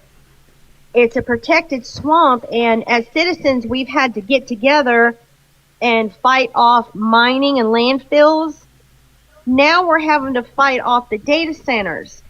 And the Okefenokee, the entire waterway, it affects the entire southeast Georgia. It doesn't matter what county you're in. It affects your county. Ma'am, from what you've indicated, I don't know how you play the part that you're playing in fighting these data centers, but legitimately, just basis of it interfering with waterways in the state of Georgia, tribes have a legitimate stance that they can commission the United States government to step in and uphold the treaty. Have they always No. But see, here's the But it- problem. Hold on. Here's the problem. It's like what it's what Loud just said. We ain't got no tribes here. They moved them or eliminated them. No. You don't need the tribe present. You can have a tribal member invoke the treaty because, again, that treaty is a concrete document with our government currently still upstanding. The fact of the matter is, okay, you get to exercise your rights of your sovereignty even without being present. You don't It's when have you ever heard of them using one person from a given tribe to build an entire casino? Okay, That hold has happened. on. One person representative of tribal Wait a minute. Wait, hold the phone. Loud, you're in good standing with your tribe, right? I mean, not really. I don't really care for the leaders of my tribe. Why? Damn you. Because actually, I don't think you need your tribe. You're Creek, right? You're just outright Creek. Yeah. Any member like on paper. Yes, like I am a dual citizen. I'm a citizen of the Creek sovereign. Nation and of the United States. Sir, you yourself could be that one person. You don't have to be present. You don't even have to have ever lived there, but you do have the right to demand that treaty be upheld. You mean in Georgia? Yep, it doesn't matter. Anywhere in the continent. The tribes are in Georgia. I already said that. Yeah, I know. Yeah, I'm saying that anywhere in the United States that there is. Call the tribe. They have lawyers. They deal with this all the time. They've been fighting the U.S. government a lot. And if somebody's coming in there that's fucking with is any kind of thing that is abutting or related to the tribal lands, they'll be able to help you. Well, no, I appreciate y'all talking to me. 1826. Because if I had the money for an attorney, I wouldn't be using it on that necessarily. I'd be getting rid of crazy people. No, not money at all. Not even in the slightest bit. It's just I'm sorry. What was the name of the site that you found the treaty on? Well, that one in particular isn't particularly helpful because a lot of the land was ceded, although by force, back to the U.S. It was a treaty. It was a treaty in 1826. Yeah. And it was a right to water treaty. No. Right? What? No. Mm-mm. Blessed said that I know of no like right to water treaty, but as far as an aquifer goes, because they generally will go over state lines and it's a national resource, that's going to be the federal government will have jurisdiction over that anyway, just regardless. Because keep in mind, even though we're sovereign, the federal government can come in there and do whatever they want. Essentially, they'll do whatever they want. They've done it always. And Donald Trump doesn't give a shit about these treaties. He can give two shits, and his Supreme Court will find a way to allow him to fuck us over anyway. So, well, see, those of us that are here now. DM me. I have a meeting. I gotta go. I love you guys. Bye. See ya. Oh no. As a fellow Georgian, do you want me to explain it to you? Yes, please. I'm so sorry. Because I'm from Blue Ridge, LJ area, and I've lived in Savannah. So, the way Georgia has it set up, even if you got a tribal member, which you would have to go and find one either in Bartow County, Cherokee County, or what was the other one? I forgot what. There's a Allatoona. Because that's where most of the historical things happen is in Cherokee and Cobb County. because we have the burial grounds there, we have the train, and they have markers marking the trail that goes all the way down to Savannah. I don't know why they don't mark it all the way down. Georgia's still racist. Yes, we are. It's horrible. There's a reason why I'm not moving back to LJ. But in order for Okefenokee, you would have to look up who owns those sections, whether it's federal or state first, because different parts are owned by different people, because majority of Okefenokee is in Florida. So that would be the Georgian part of the Okefenokee is owned by the state. I know, but majority of Okefenokee as a whole, most of it is owned by Florida, because there's a lot more to Okefenokee than they put on the map. Yes, ma'am. But so you would just have to look at isn't the who owns Fenokee the what. source? But some of it is federally owned and some of it is state owned. That's what I'm trying to say. Yes, so you ma'am. would have to see where they're going to put that data center Okay, in I know order exactly to determine where it that. is. But Okay, you then can it's look under up- state. Okay, well then you could, because I know you're not far from Savannah. I kind of know where you're at, just based off of where you told me. Savannah should have record of those treaties. Savannah? Yeah, Savannah should. Has I would call up there to the clerk court and see Clerk where you can court. find that. Atlanta would have it most definitely.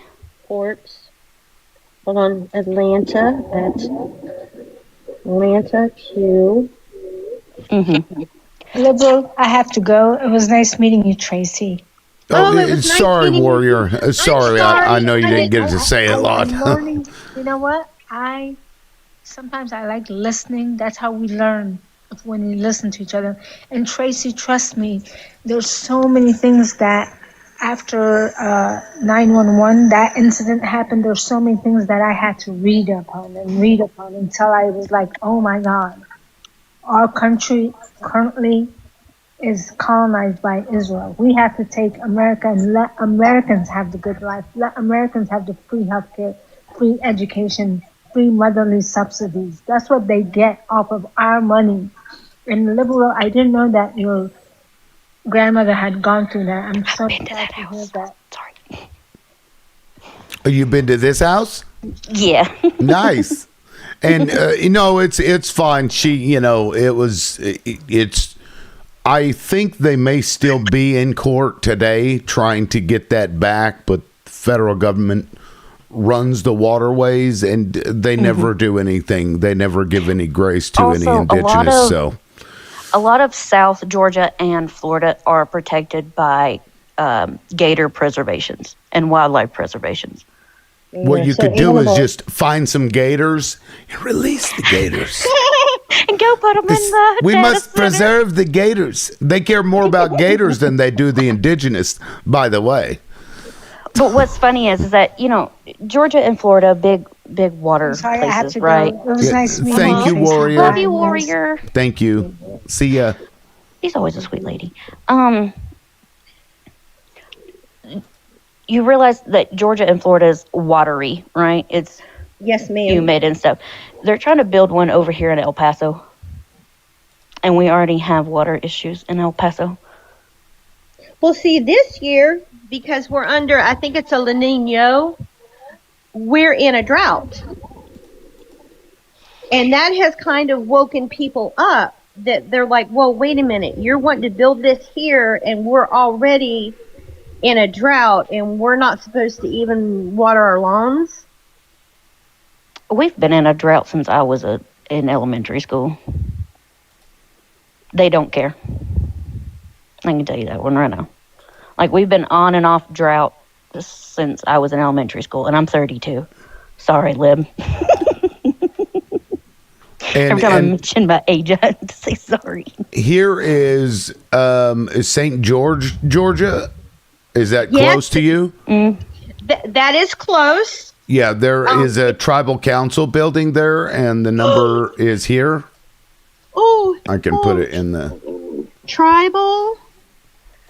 Council. And the phone number 912. Oh yeah, that's that area 912.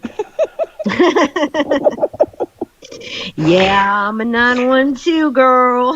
And, I was and look there at at this. Stewart, so Actually, I'm gonna go through some of these here. What little Ivans. town was that in? St. George, I think it was. St. George. And there's a tribal county. That's not too far away from me. St. George. Huh. That's not a TP. it's very much. How do I explain this? Just spit it out. No, I streamed too. I don't need to be canceled today. It's very much. There are a few reels that go there and do the things there, but it's people have turned it into a tourist attraction for Wahite people. Yes. Who like to culture vulture and say, "Oh, my grandma was a Cherokee princess." Yes, there is a lot. I'm like, I've met There more is a- Cherokee princesses than I've met indigenous people, and I lived in Oklahoma. Okay, like, because we did our Fucking family Cherokee DNA, and there, some of my family members will run with that and say our great grandma was this. I'm like, bro, no. First of all, they didn't have what. Second of all, the lineage of how much native blood is in our family, it's all by marriage. Like, you can't. I'm like, y'all just need to go on, sit down somewhere.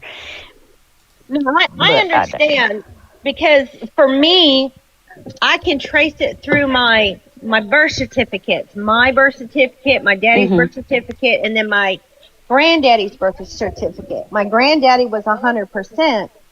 However, I had to be raised away from my daddy's family, and I've always been like, well, maybe I don't have the right or shouldn't, I guess find out. here we go. I found a virtual That's me. tour or something. Let's see if I can. Wonder if I can full screen this shit. I don't think so. There's so much water here. There shouldn't even be a spot for dirt. Creek Nation was a large confederation of tribes and chiefdoms that spanned the area from the Ocmulgee River to the Coosa and Tallapoosa rivers in Alabama. The Upper Creeks lived primarily in northern Alabama, while the Lower Creeks lived in western Georgia, southern Alabama, and northern Florida. William McIntosh, controversial Creek chief, signed the Treaty of Indian Springs, giving up the remainder of Creek land in the state of Georgia. Yep. Traitor. Yeah. And see, I had those really good history teachers, right, that Mhm. actually gave a crap about Georgia history. We had to do a whole paper on this, and so did my husband. And that's the difference between North Georgia and Atlanta. Well, So- you know what? I'm really thankful for your teacher because what it's done. Now check this out. This is what it's done. It planted a seed of knowledge in you. Mm-hmm. And allowed you as well, because you understand the history of what happened to your people, right? So all these years later, generations later, here I am sitting in Camden County where a lot of this, it was all affected because the indigenous people that were here, their entire history has been erased. It's one not knows only the about- indigenous people that were here beforehand, but they're also trying to erase a lot of the history from the Trail of Tears because they don't want to upset the white children. Even though, my daughter, she gets told everything underneath the book, even from my very Christian mother, because she's also very humane, right? they're wanting to take down a couple of things that county members have said, no, that's staying. Because you have all of this history of nations that were here and tribes that were here, but also the ones that were forced to come there. And sometimes they make really good markers of what was what, and sometimes they don't. But the whole thing is, in and of itself, it needs to be preserved. Oh, where'd she go? I don't know. I was going to play this video, though. Let me see. I don't know what it says, or... Let's see here.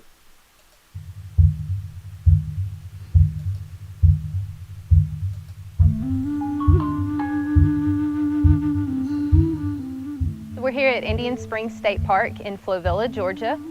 This site was settled by the Creek Indians, and they settled it around the sulfur spring. They believe that it had healing powers. It could heal their sick, and to this day, people will collect the water, hundreds of gallons a day, because they believe it can cure anything from gout to cancer. The Creek Nation was actually a confederation of several southeastern tribes. The Creeks were by far the most populous and held the most land in this area. The Creeks became a major trading partner with white colonial Georgians, and they would actually intermarry with the colonials. These social and economic ties with the marriages and the trading and everything led the colonials to hope that the Creeks would integrate into their plantation economy. And while some Creeks did integrate, many held fast to their more traditional lifestyle and economy. Their interactions with runaway slaves also made the Creeks oppose the institution of slavery. Interesting. Should have been longer. They do have longer ones, but it's at the actual, like, parks and stuff. And they have little memorial placards on everywhere. Yeah, this is just... Like in Bartow County, they have one where the train was, because the train tracks go, like, cross over the trail, and it's a lot. Yeah. Well, needless to say, now my tribe is split over Exactly. several states. Exactly. It's kind of a weird... And, you know, one thing that I thought was interesting is that, you know, I'm from a band of tribes, and I don't know what band or tribe it was, because they didn't exist in the way that colonizers, you know, put us into Upper and Lower Creek. They didn't have, like, true labels that the white teeth man wants to put Right. a label. Oh, you're this. Yeah, we were all different, you know, and then, you know, to try and combat, we had to unify, and then that created one nation of many different people, which, you know, was... I mean, that's, I guess, the colonizer Yeah, and that's what way. I was talking about with my friend Justine. I met her when we were at Stewart, because she's from New Mexico, Navajo Nation. And she was trying to explain to me, because I had a general question. I'm like, what do the different, you know, the different tribe names mean? And so she went through the same spiel that you said, but also she explained how theirs work, too, because theirs work a little bit different. I'm like, okay, so they just messed everything up. Yep. Because there's different dialects between her husband, who's a different tribe than she is. Right. But they're from the same nation. Right. Which is, you know, part of that, you know, erase your ethnicity. Is really wild. is what they did. Yeah, Tracy Ann, what's up? I was about to shut down, but did you want to Hey. say something? What's up? I was wondering, the lady that's talking to me, what was your name, dear? Miss Chaos. Miss Chaos? Yeah, Mrs. Chaos. How about saying my real name? Okay. Well, I'm not very good with TikTok. Can you please follow me Yeah, I got you. and then send a message, and then let me try to follow you? Because Okay, well, I got to go to Costco here in a minute, so I'll send you one when we get back. just whenever. Just look for my green hair. You. Okay. And I'm very I just easy to spot. Okay, but I just wanted to thank y'all for, teaching me some stuff. And as a matter of fact, and I completely forgot, one of my best friends she goes out to St. George, and she's a part of that community. So I'm going to call my friend Jane, and then we're going to try to figure something out. They might be able to Yeah, help. St. George would be your closest, but for all the treaty records, I would call Atlanta and Savannah. Okay. Because those are the two hot spots that keep all of our historical stuff. And Blue Ridge. Okay, and I'll keep y'all posted on what if anything comes of it. And y'all have a wonderful and blessed day. Okay. Yeah, you too. Thank you. I appreciate it. And problem. Holden, all good. In 5 minutes, I will have been on for 4 hours, so that's my normal show. It kind of got derailed.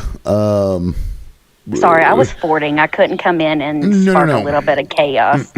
It wasn't you. This was earlier. We went from talking about global systems to talking about healthcare, just like out of Wait, nowhere. what? How do Yeah. you go from global systems to health? How does that? Somebody had said something about, they tried to use an analogy of using the thing that she's like that you jab in your chest or whatever, and then somebody else had something that just happened to them, and so they told that story, and then that went into thank you for that, Nikki. That gifting goal actually has been up there for 2 hours and 45 minutes almost.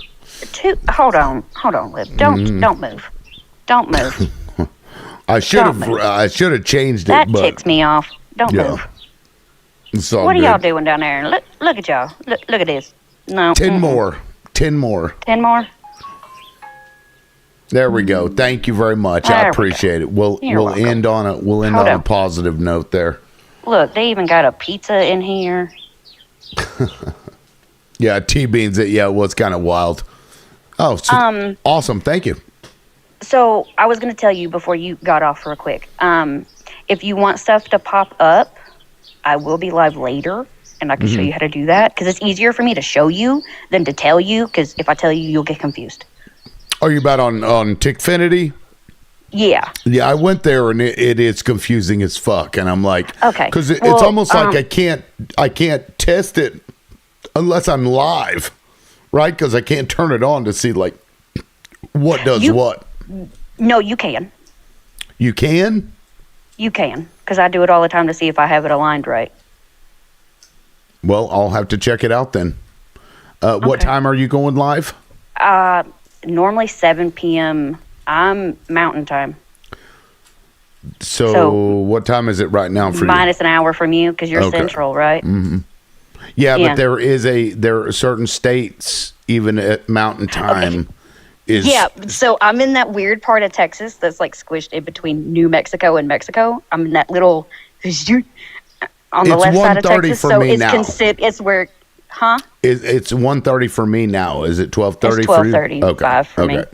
Yeah, Yeah. because it starts right there at where New Mexico starts Mhm. to go to Mountain Time, and this part of Texas just happens to hit that part, because That's if you funny. go to, let's say, Fort Worth or Odessa, I think Odessa is still Central Time. I'd have to look to That's see funny. where exactly Odessa follows. That would be But weird to be on the border of a time zone shift, because 5 minutes that way and it's another it's no, a it's like different an hour. I just have to drive an hour. Oh, is it an hour? Yeah, I mean, I'm sure there are towns though that exist right on the line that from one to the other, but Yeah, El Paso, La Union, let me see. And then I think the east side, if you go on the other side of the east side, away from the Franklin Mountains, it turns into Central. And I think Crazy. La Union sits in that weird angle because it's part of New Mexico and Texas. And then it's weird how they have it mapped over here where what does what.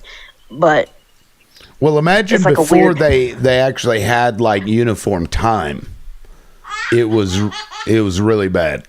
It was really It was weird. wild. Yeah, that's why they, would use like,